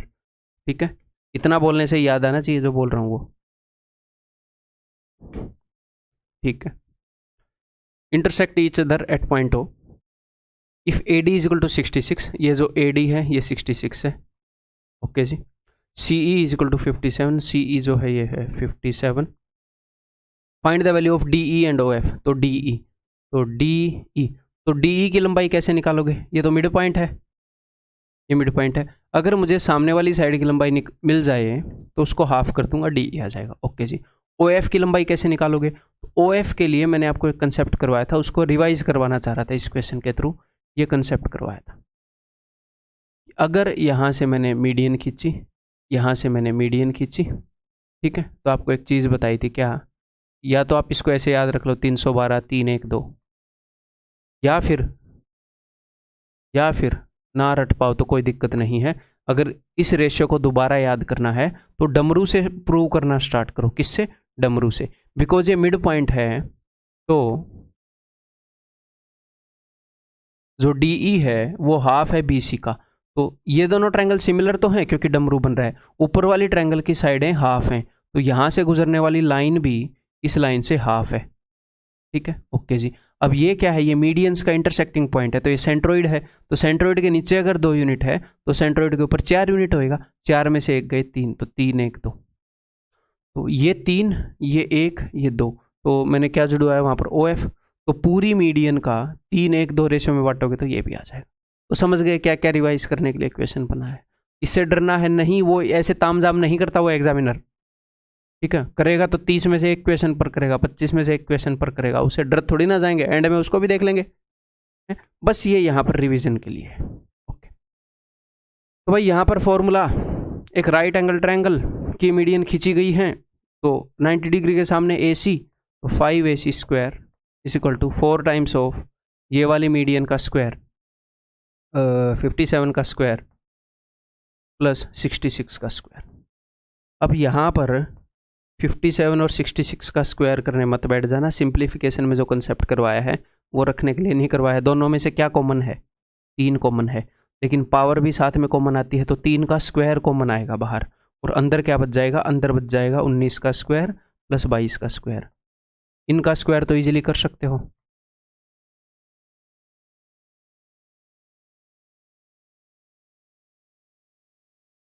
काट दो।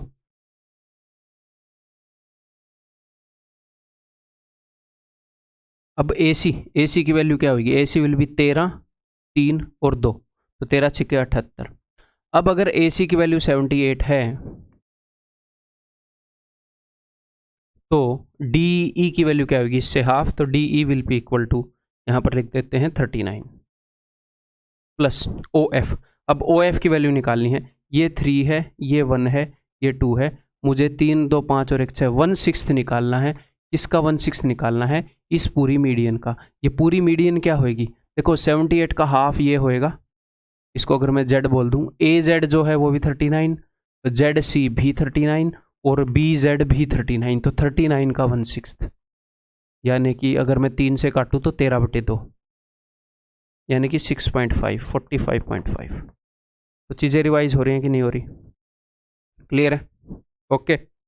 तो ऐसे क्वेश्चन बनाए जा सकते हैं जो उन्हीं कंसेप्ट के ऊपर बेस्ड हैं जो रिलेवेंट हैं, बट क्वेश्चन का नेचर या टाइप फिर ऐसा हो जाता है कि एग्जाम में तो नहीं आएगा, क्योंकि उसमें स्टेप्स इतने ज़्यादा कर लिए। तो हमारे एग्जाम में कंसेप्ट्स का डिफ़िकल्टी लेवल, उनकी कितनी की डेप्थ है, कितने स्टेप्स में क्वेश्चन सोल्व हो रहा है, ऐसा क्वेश्चन बना दूँ जो आधे घंटे में सोल्व हो, फिर एसएससी में थोड़ी आएगा। मान लो उसमें कंसेप्ट सारे अपने वही लग रहे हैं जो आ रहे हैं। तो कई चीज़ें हैं, सारी चीज़ें आपको समझनी चाहिए। तो कुल मिलाकर ये सारा ज्ञान मैं क्यों देता हूँ, कभी भी कोई भी डराए तो आप डरो ना बस, ये बहुत इंपॉर्टेंट स्टेप है आज के दिन। लोग डराने के लिए बहुत अलग अलग तरह के प्रयास कर रहे हैं, आपका फंसना बहुत ईजी है उस डर में। In triangle ABC, A B is equal to A C,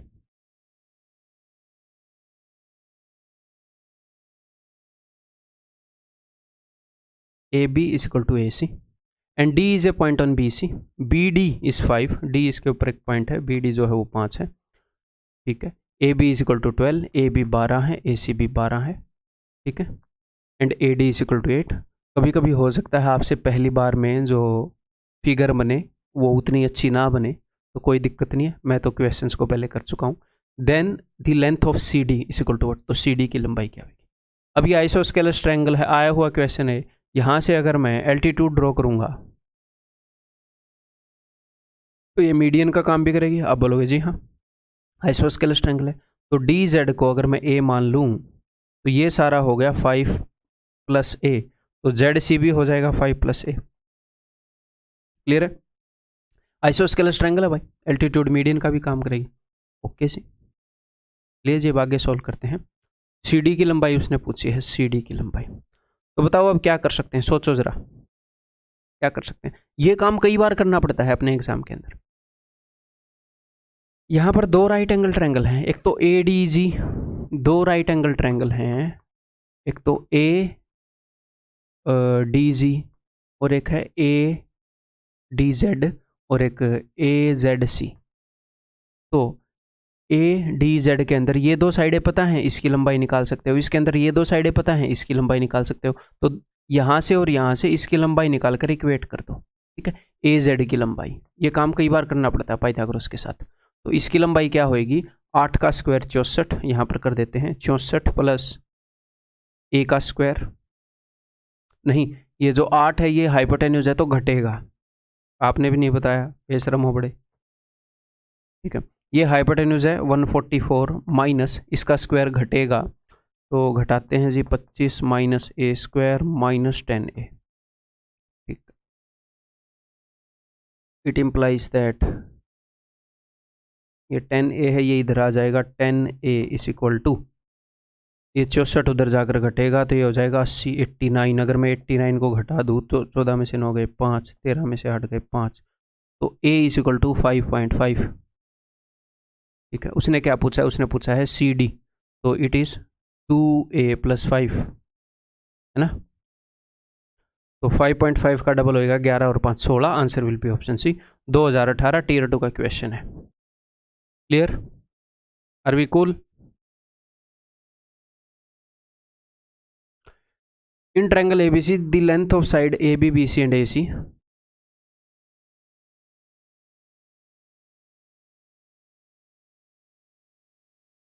A B B C 12, A B B C का है 18 और ये है 20, ठीक।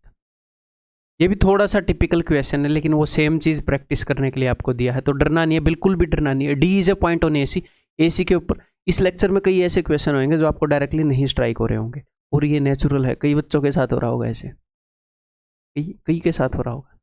ठीक है। जो आप गिवन टाइम में नहीं निकाल पा रहे होगे तो प्लीज़ रिक्वेस्ट है, डरना मत मेरे भाई। A B is equal to D B.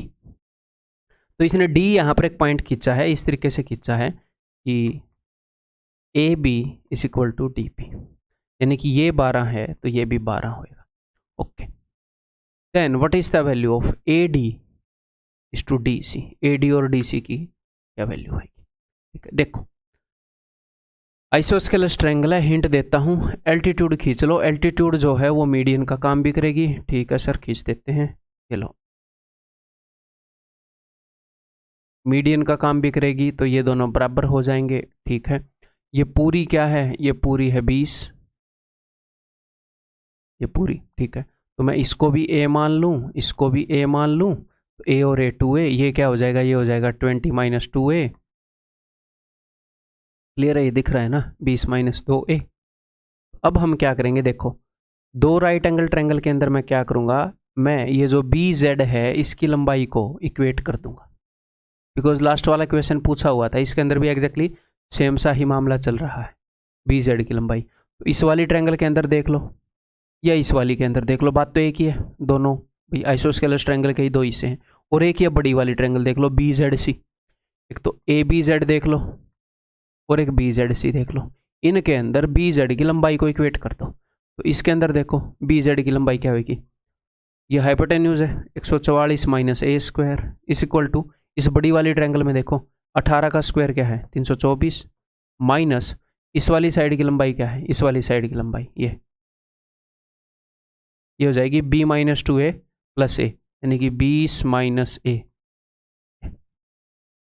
18 का स्क्वायर माइनस इसका स्क्वायर, तो minus 400 minus A square plus 40 है। It implies that 40a is equal to, 40a को मैंने यहीं पर रखा है, बस इन भाई साहब को इधर भेजा है, तो 400 इधर आकर प्लस हो जाएगा, तो ये हो जाएगा 544 माइनस में 324, 220 आएगा। ठीक है, 2 2 0, तो 0 से 0, a इज इक्वल टू 11/2। क्या पूछा भाई? A D is to D C, A D is to D C, तो ए डी की लंबाई हो जाएगी 2a, बोले तो 11, ओके, और डी सी की लंबाई हो जाएगी 20 माइनस 2a, तो यानी कि 9, 11:9, दैट इज ऑप्शन। क्लियर है भाई? बिल्कुल भी डरना नहीं है, बस आप मेरे साथ ये कोर्स कर लो जैसे मैं बता रहा हूँ उस तरीके से, पूरे कोर्स को देख लो, दैट्स इट। आपने कुछ करना नहीं है, डरना नहीं है, बस अपने आप काम हो जाएगा। आपके हाथ में है काम करना, उससे फालतू की फीलिंग जनरेट मत करना, कभी डर जाओ कभी ज़्यादा खुश हो जाओ। ये देखो ये भी बढ़िया क्वेश्चन है, पहली बार में नहीं कर पाओगे आप, अगर कर पाओगे तो बहुत ही बढ़िया है, अदरवाइज पहली बार में नहीं कर पाओगे। आया हुआ क्वेश्चन है। और P Q R, angle P जो है ये 120 है, ठीक है। P S is perpendicular to Q R, P S जो है that is perpendicular to Q R, और वो क्या बता रहा है, P Q plus Q S is equal to, P Q plus Q S is equal to S R, ऐसे बता रहा है। तो ये जो क्यू एस है, मैंने इतनी ही लंबाई का यहाँ पर एक पॉइंट खींच दिया क्यू डैश, ये एस से क्यू जितनी दूर है एस से उतनी दूर मैंने क्यू डैश खींच दिया, और यहाँ पर एक कंस्ट्रक्शन कर ली। तो ये कंस्ट्रक्शन दिमाग में आनी ओबियस बिल्कुल भी नहीं है, मुश्किल है, तो इससे घबराना नहीं है। तो ये एल्टीट्यूड तो ऑलरेडी थी, यहाँ पर जितना डिस्टेंस है उसी डिस्टेंस का मैंने यहाँ पर पॉइंट खींच दिया, तो ये क्या होगी, ये एक आइसोस्केलस ट्रायंगल होगी। क्यों? क्योंकि S Q is equal to S Q dash is equal to S Q, मैंने मीडियन बना दिया इस लाइन को, उतनी दूर मैंने पॉइंट खींच दिया, और क्यू एस जितनी दूर मैंने इसमें से पॉइंट खींच दिया, तो बच क्या गया, एक ऐसा सिस्टम बच गया जो पी आर के बराबर है, मतलब सॉरी जो पी क्यू के बराबर है। क्यू एस जितना एस आर में से, एस आर की लंबाई इसके और इसके सम के बराबर थी, इसके और इसके सम के बराबर थी, ठीक है। तो एस आर में से मैंने क्यू एस के सम जितना टुकड़ा निकाल लिया, तो जो बचा है वो पी क्यू के बराबर होएगा। क्लियर है? और ये इसके बराबर है, बिकॉज ये मैंने आइसोस्केलस बना दी।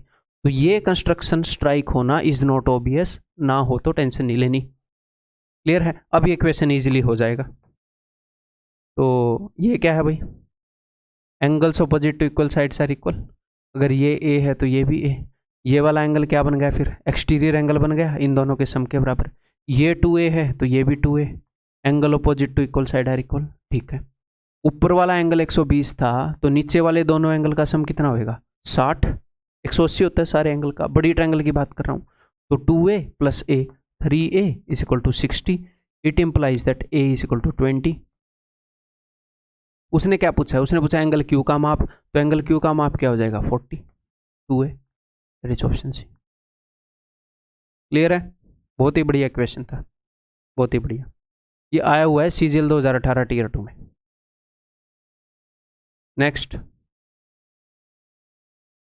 AD is perpendicular. आपने क्या करना है, ज्योमेट्री थोड़ा सा बड़ा टॉपिक है तो एक बार आप वीडियोस के थ्रू कर रहे हो, कई सारी चीज़ें आप भूल जाओगे, टेंशन नहीं लेनी। साथ में नोट्स बना रहे हो, जी हाँ बना रहे हो ना। उसके बाद जब एक बार आपको सारे की PDF मिले तो एक बार फिर करना है, और एक बार फिर करना है। स्पेशल ज्योमेट्री के साथ ये काम करना है बस, और किसी के साथ मैंने नहीं बोला PDF 2 बार करना। इसकी PDF को ऐसे 2 बार कर लेना, काम खत्म हो जाएगा। ये मैं बात बार बार इसलिए बोल रहा हूँ क्योंकि बच्चे डर रहे होंगे, सबके कॉन्फिडेंस का हाल मुझे पता होगा। ज्योमेट्री में थोड़ा सा वो वास्ट है, इसलिए आप लोग डर जाते हो, और थोड़ा सा स्ट्राइक होने की रिक्वायरमेंट होती है क्वेश्चन करने के लिए, इसलिए वो लाजमी है। ठीक है, मैं आपको उसका इलाज बता रहा हूँ कैसे होएगा। ठीक है, प्लीज़ मेरे ऊपर इस बात के लिए भरोसा करके इस चीज़ को मान लेना भाई, डेफिनेटली सॉल्यूशन हो जाएगा। AD is perpendicular to internal bisector. अब ये भी बहुत ही बढ़िया क्वेश्चन है, पहली बार में स्ट्राइक होना मुश्किल है। AD is perpendicular to internal bisector of triangle ABC। Internal bisector of angle ABC, angle ABC का बाइसेक्टर है। ठीक है, उसके परपेंडिकुलर इसने बताई है AD। AD जो है वो इसके परपेंडिकुलर है। ठीक है भाई, ये एंगल बाइसेक्टर है। ओके जी, आगे through D। DE is drawn through D। DE को उसने D से ड्रॉ किया parallel to BC and meets AC at D से एक लाइन खींची जो AC को E पर मिलती है और BC के पैरेलल। ठीक है मेरे भाई, okay. If the length of AC is 12, अगर AC की लेंथ जो है वो 12 है,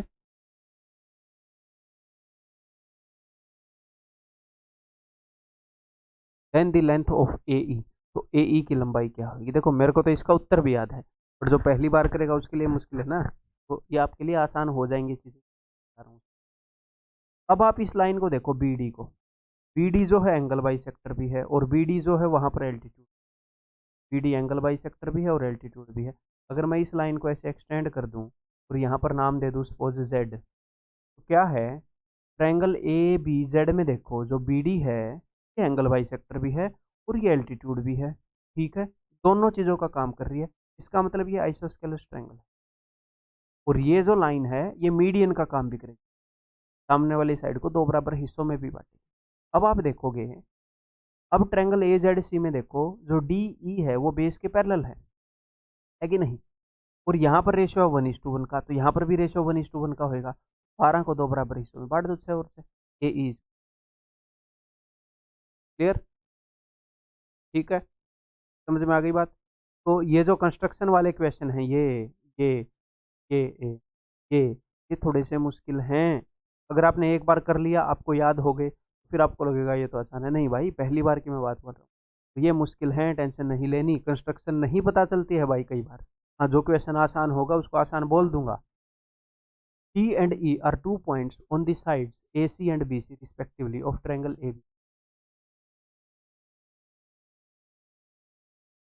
अब ये क्वेश्चन भी, अगर आप ऐसे क्वेश्चन क्यों उठा कर लाए, क्योंकि भाई टॉपिक करा रहे हैं तो उसका मुश्किल पोर्शन है वो भी कराना ही पड़ेगा।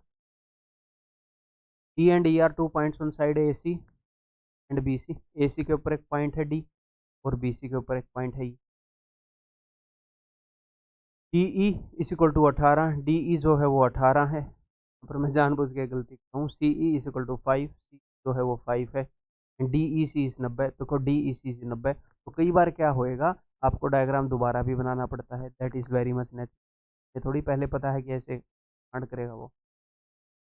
ये 18 है, ये 5 है, ये उसने परपेंडिकुलर बता दिया।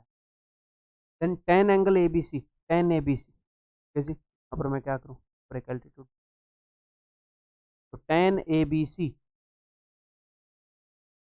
Is equal to 3.6। ओके, जब आप एंगल सी पर altitude, tan A B C तो उसने वैसे ही बताया था, क्यों ड्रॉ कर, जब आप टेन सी निकालोगे, टेन सी इस वाले एंगल का टेंजेंट, तो टेंजेंट होता है परपेंडिकुलर अपॉन बेस, 18/5, ये क्या हो जाएगा, ये भी 3.6। इस एंगल का टेंजेंट भी और इस एंगल का टेंजेंट भी, दोनों का टेंजेंट सेम है, इसका मतलब ये वाला एंगल और ये वाला एंगल इक्वल है। इसका मतलब ये आइसोस्केलस है। देखो क्या आराम कहानी कर रखी है उसने, ये उसने पूछा है 2013 टीयर 2 में। क्लियर है, समझ में आ गई बात। इस एंगल का टेंजेंट उसने बता दिया, इस एंगल के टेंजेंट को निकालने का मामला दे दिया, इस एंगल का टेंजेंट जब आपने निकाला वो भी इतना ही निकला, यानी कि दोनों एंगल बराबर हैं, दोनों का टेंजेंट सेम है, तो यानी कि ये दोनों साइड्स इक्वल हैं, आइसोस्केलस ट्रायंगल है। ओके, अब आगे बढ़ते हैं।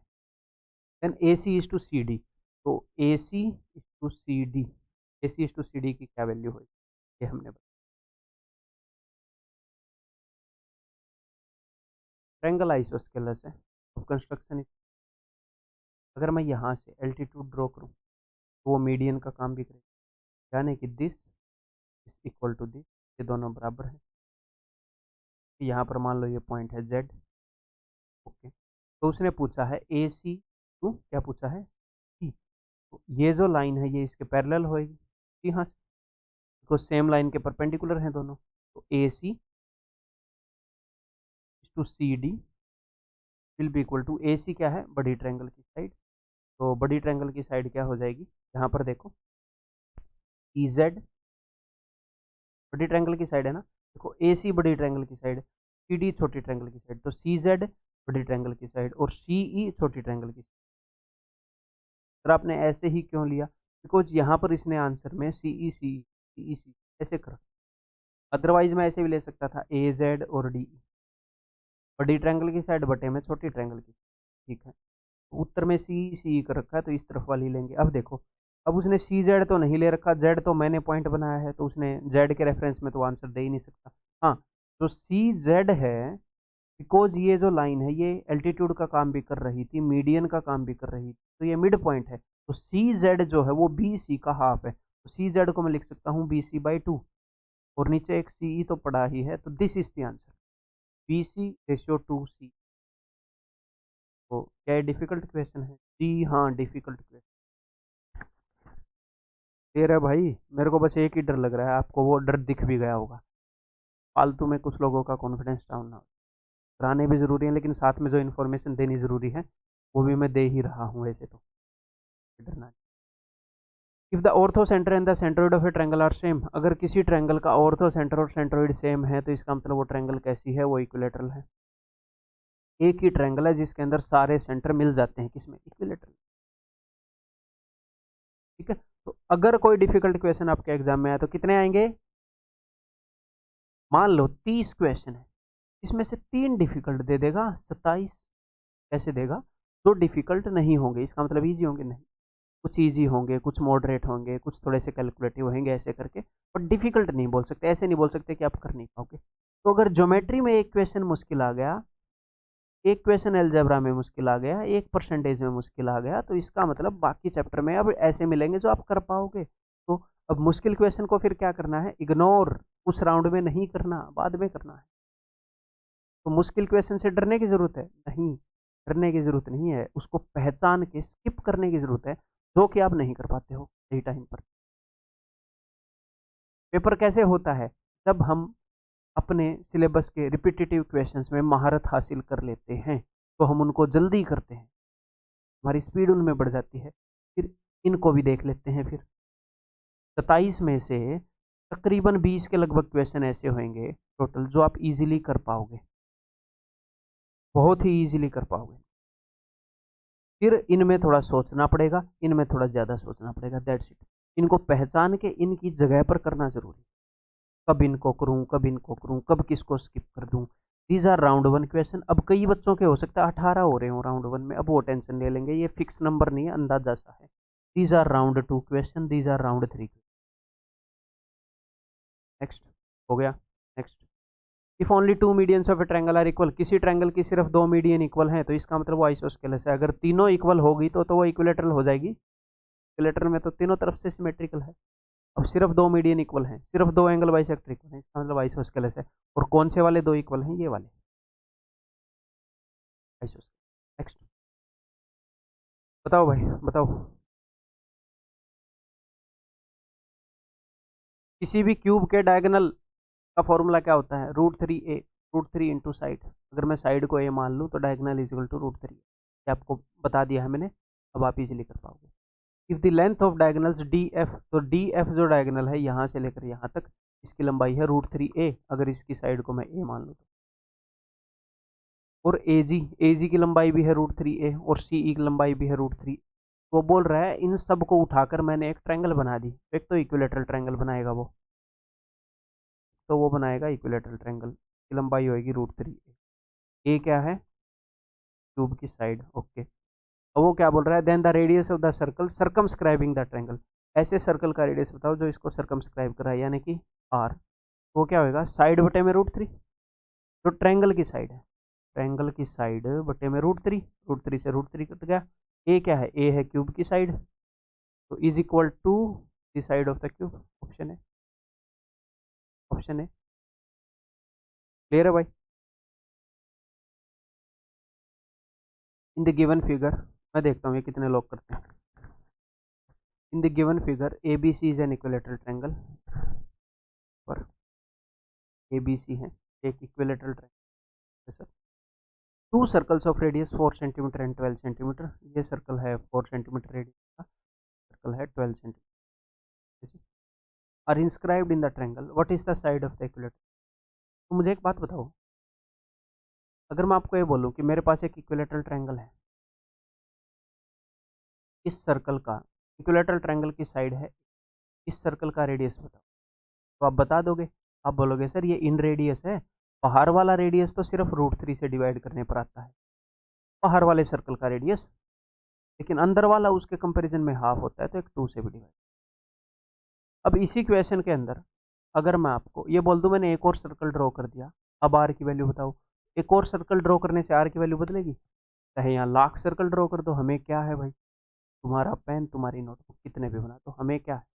आप एग्जामिनर को ऐसे ही बोलोगे। तो उसने क्या किया, एक इक्विलेटरल ट्रायंगल के इस सर्कल का रेडियस बता दिया 12 और बोल रहा है इसकी साइड बताओ। Simple, inradius is equal to side बटे में 2√3। साइड को 2√3 से डिवाइड करूंगा तो इन रेडियस आएगा, इन रेडियस को 2√3 से मल्टीप्लाई करूंगा तो साइड आएगा 24√3।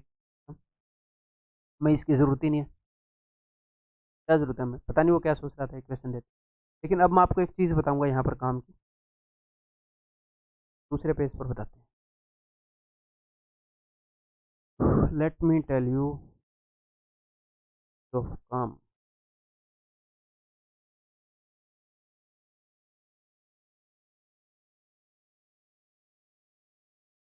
एक इक्विलेटरल ट्रायंगल है, इसके अंदर मैंने एक सर्कल ड्रॉ कर दिया। तो अगर मान लो यहाँ से आपने एल्टीट्यूड भी ड्रॉ कर दी, तो एल्टीट्यूड है वही, मीडियन है वही, सब कुछ है, आपको मालूम है। तो ये सेंट्रोइड भी है। अगर इसके नीचे 1 यूनिट है तो इसके ऊपर क्या होएंगे? ऊपर 2 यूनिट होएंगी। उस 2 में से ये भी 1 यूनिट है, क्यों? क्योंकि ये रेडियस है तो ये भी है, तो इसके ऊपर भी 1 यूनिट है। आप बात समझ पाए? सेंट्रोइड के नीचे अगर 1 यूनिट है तो सेंट्रोइड के ऊपर 2 यूनिट होंगे। ये अगर 1 है तो ऊपर 2, उस 2 में से ये भी तो रेडियस ही है।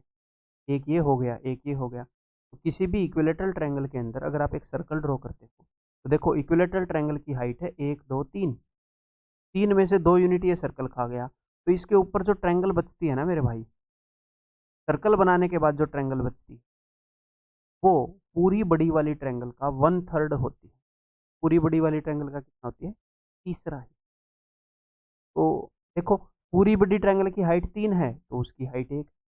पूरी बड़ी ट्रायंगल का जो सर्कल है उसका रेडियस जितना भी होएगा इसके, अब ये भी इक्विलेटरल ट्रायंगल ही होती है। फिर यहाँ से ऐसे पैरेलल मार दें फेस के, ये भी इक्विलेटरल ट्रायंगल ही होगी, सिमिलर होगी बड़ी वाली के। इसके सर्कल का रेडियस इस वाले सर्कल से 1/3 होएगा। क्यों? क्योंकि वो वाली ट्रायंगल 1/3 है, उसका सब कुछ 1/3 होएगा। अगर 1 डायमेंशन में देखें उसका सब कुछ 1/3 होएगा। इसीलिए अपने क्वेश्चन में ये 12 था तो ये 4 था, आपको याद हो। ये चीज़ प्रूव करने की जरूरत नहीं है, मैंने एक बार प्रूव करके बता दी ना कि अगर ट्रायंगल के अंदर आपको एग्जामिनर ने एक सर्कल दे दिया तो ये जो खाली जगहें बचती हैं यहाँ पर अगर कोई ट्रायंगल उसने बना भी दी ना बेस के लाइन पैरेलल खींच के, या फिर बिना बेस के पैरेलल लाइन खींचे उसने सर्कल रख दिए, तो ये जो सर्कल हैं ये 1/3 हैं। ये सर्कल क्या है? ये 1/3 हैं इस सर्कल के कंपेरिजन। इनका एरिया 1/9 है। अगर एक और सर्कल ऐसे बना दोगे तो इसके कंपैरिजन में ये 1/3 हो जाएगा। ये वही सेम चीज़ तो रिपीट हो गई, इक्विलेटरल ट्रायंगल में सर्कल के साथ एक और रख दिया, तो इसके कंपैरिजन में ये 1/3, अगला बना दोगे वो 1/3, ऐसे चलता रहेगा। क्लियर है? आर यू गेटिंग माई बात? तो आगे बढ़ते हैं, बताओ एक क्वेश्चन आया हुआ। In the given figure a circle touches the sides of equilateral triangle P Q R, quadrilateral P Q R S. The radius of the circle is 9, circle का radius 9। R S P this is 60, this is 60, ये दोनों 60 बता दिया उसने, और उसने क्या बता दिया? ये 120 बता दिया उसने। अगर उसने ये 120 बता दिया तो देखो ये 60 है, 120 है, हाँ मतलब ये क्या हो गया? ये पैरेलल हो गए। इन दोनों एंगल्स का सम 180 है। कब होता है इन दोनों का 180 सम? जब ये होता है जब ये दोनों पैरेलल हो, तो ये दोनों पैरेलल हैं, कभी 120 ही होएगा, फिर उसने कभी 120 बताया।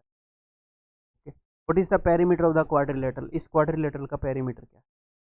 इस क्वेश्चन को करने के बहुत सारे तरीके हैं, कि एक बढ़िया तरीके से बताओ यहाँ पर जो हम सीख रहे हैं उसके। देखो यहाँ पर एंगल 60 का, यहाँ पर एंगल 60 का, अगर मैं इसको एक्सटेंड कर दूं तो मैं बढ़ा दूं, और इसको मैं बढ़ा दूं, और इसको नाम दे दें हम Z, तो पूरी ट्रायंगल देखो, ये 60 ये 60, तो ये क्या हो जाएगा? ये भी 60 हो जाएगा कि नहीं? तो कैसी ट्रायंगल बन जाएगी सर? इक्विलेटरल ट्रायंगल बन जाएगी। इक्विलेटरल ट्रायंगल के अंदर उसने क्या दे रखा है? उसने सर्कल दे रखा है, तीनों साइड को टच कर रहा है कि नहीं? इसको इसको इसको, हाँ जी, तो ये इन सर्कल है। इन सर्कल का रेडियस उसने बता दिया, तो ट्रायंगल की साइड निकाल सकते हो? हाँ सर निकाल सकते हो, बहुत बढ़िया। अगर इन सर्कल का रेडियस 9 दे दिया तो ट्रायंगल की साइड बताओ। इन सर्कल का रेडियस कब आता है? अंदर वाले सर्कल का √3 से डिवाइड करें और एक और 2 से डिवाइड करें, 2√3 से डिवाइड करने पर, तो मैं 9 को 2√3 से मल्टीप्लाई कर दूं, 18√3। भाषा में याद करने का क्या मतलब है? हमें लिखनी नहीं पड़ती कहीं, 18√3, ठीक है। अब मैंने आपको एक छोटी सी चीज़ बताई थी, क्या आपको ध्यान है कि नहीं? मैंने आपको एक छोटी सी चीज़ बताई थी, इक्विलेटरल ट्रायंगल के अंदर अगर आप ऐसे सर्कल खींच रहे हो, इसके ऊपर लाइन बना रहे हो, तो इसके ऊपर जो ट्रायंगल बच जाती है वो 1/3 बच जाती है, 1/3 पूरी ट्रायंगल के कंपैरिजन में। यानी कि अगर ये 1 है तो ये क्या है? ये 2 है, पूरी ट्रायंगल क्या है? 3 है, और सिमिलर ट्रायंगल वाला रूल चल रहा है। पूरी साइड है 18√3, तो ये वाली क्या होगी? 18√3 का 1/3 यानी कि 6√3। ऊपर वाली ट्रायंगल 1/3 है ना, मैंने आपको बताया था। तो अगर ये 1 है तो ये 2 है, तो पूरी ट्रायंगल के कंपैरिजन में ये क्या हो जाएगी? ये PS 2√3। पूरी ट्रायंगल की साइड अगर 3 है तो उसमें से 2 यूनिट है, तो पूरी ट्रायंगल की साइड है 18√3, तो 18√3 का 2/3 12√3,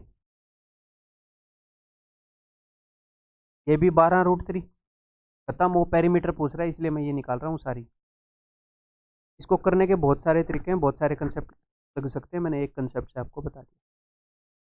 18 और से 24 और 24 48। Okay next, if the circumradius of a triangle is 6 centimeter, okay जी, and in radius is 2 centimeter, find the distance between the circumcenter and center। ये क्वेश्चन जानबूझ के लिया है, ठीक है। अभी तक तो मैंने इसके ऊपर क्वेश्चन देखा नहीं है, फॉर्मूला बताते वक्त भी बता रहा था ना कि अगर जो डिस्टेंस है सर्कम सेंटर और इन सेंटर, अंदर वाले सर्कल का सेंटर और बाहर वाले सर्कल का सेंटर, इनके सेंटर के बीच में जो डिस्टेंस है, इसके लिए यूलर भाई साहब ने काम किया था, ये यही है भाई, अंडर रूट बाहर वाले सर्कल का सेंटर 6 है तो 36 माइनस इन दोनों के प्रोडक्ट का डबल, 6 दूनी 12 दूनी 24, तो अंडर रूट 12 यानी कि 2√3। Answer will be option B. Otherwise मेरे को नहीं लगता यार, बट मैं करवा दे रहा हूँ क्योंकि बार बार आपको दिखेगा, टेलीग्राम पर व्हाट्सएप पर कोई भेज देगा। हालांकि मैं इन सारी चीज़ों को कंट्रोल नहीं कर सकता, कौन क्या पता कहाँ से भेज दे, अंडरस्टैंडिंग आपको आ गई है कि चीज़ों से बचना है। In a triangle the distance between centroid and orthocentre is 12। हाँ, ये बढ़िया है। Find the distance between orthocentre and circumcentre. तो मैंने एक बात बताई थी कि राइट एंगल ट्रायंगल के माध्यम से आप याद रख सकते हो कुछ चीज़ों को। यहाँ पर अगर मैं यहाँ से मीडियन ड्रॉ करूँ, यहाँ पर ऑर्थो सेंटर है, यहाँ पर सेंट्रोइड है और यहाँ पर सर्कम सेंटर। इनके बीच में रेशियो होएगा 2:1। इनका डिस्टेंस 2 है, इसका 1 है। ये हर ट्रायंगल के लिए ये कोलिनियर होते हैं और all triangle right angle triangle के माध्यम से हम याद रख रहे हैं, ठीक है, क्योंकि भूलने के चांस है। एच कहाँ है, जी कहाँ है, ओ कहाँ है, ठीक है। वैसे तो एच जी ओ ऐसे मैंने आपको बता दिया था गो टाइम पर। In a triangle the distance between centroid यानी कि जी एंड ऑर्थो सेंटर कौन सा है ये, इस डिस्टेंस को उसने बता दिया है 12। तो 2 का 6 गुना, 1 का 6 गुना। अब उसने पूछा क्या है, अब कई बच्चे करेंगे अच्छा 12 बताया तो या तो आधा पूछा होगा या डबल। नहीं भाई, वो कुछ भी पूछ सकता है ना यार। Find the distance between orthocentre and circumcentre, इन दोनों का डिस्टेंस पूछा है 12 और 6 18। तो रटने की इतनी जल्दबाजी क्यों करते हो, समझा करो चीज़ों को। नेक्स्ट करें, क्यों करें भाई, अगली क्लास में करेंगे, बहुत हो गए। That's all. उम्मीद है चीज़ें क्लियर हो रही होंगी, ठीक है। जो मैं सिखाने की कोशिश कर रहा हूँ वो सीख रहे होंगे, क्वेश्चन भी सीख रहे होंगे, अपने माइंड सेट को बिल्ड करना भी सीख, कब डरना है कब नहीं डरना, क्वेश्चन को कब अटेम्प्ट करना है। और एक और बात, मान लो सब कुछ सारे क्वेश्चन आते हैं फिर भी मॉक के अंदर, मान लो सारे क्वेश्चन आते हैं फिर भी मॉक के अंदर मार्क्स नहीं आ रहे, ठीक है, आपके मार्क्स ऐसे ही चल रहे हैं, ऐसे ही चल, मान लो यहाँ पर है अपने जितने भी मार्क्स 100% मार्क्स हैं, आपके 70% रहे, तो कोई दिक्कत नहीं है। सिलेबस करने से ये उसके पास नहीं जाएंगे। आप क्या करोगे, आप देखोगे कहाँ पर गलतियाँ हैं, कैसे हैं, एनालाइज करोगे और फिर भी धीरे धीरे धीरे धीरे ये ऐसा रास्ता है, समझ रहे हो, ऊपर नीचे type. But all in all आप ऊपर चढ़ोगे, मेहनत करोगे तो आप चढ़ते रहो, ये मेरी गारंटी। तो मान लो किसी बंदे के इतने मार्क्स आ रहे थे, जब वो इस फेज में होएगा तो वो डरेगा कि नहीं, डरेगा, हो सकता है वो पढ़ाई भी छोड़ दे। बट मैं यही बताने के लिए हूँ कि मेरे भाई लांग भी आने वाली है, मत छोड़ पढ़ाई, तुम्हारे हाथ में एक ही काम है, पढ़ते रहना। दैट्स इट, रिजल्ट आने की गारंटी है।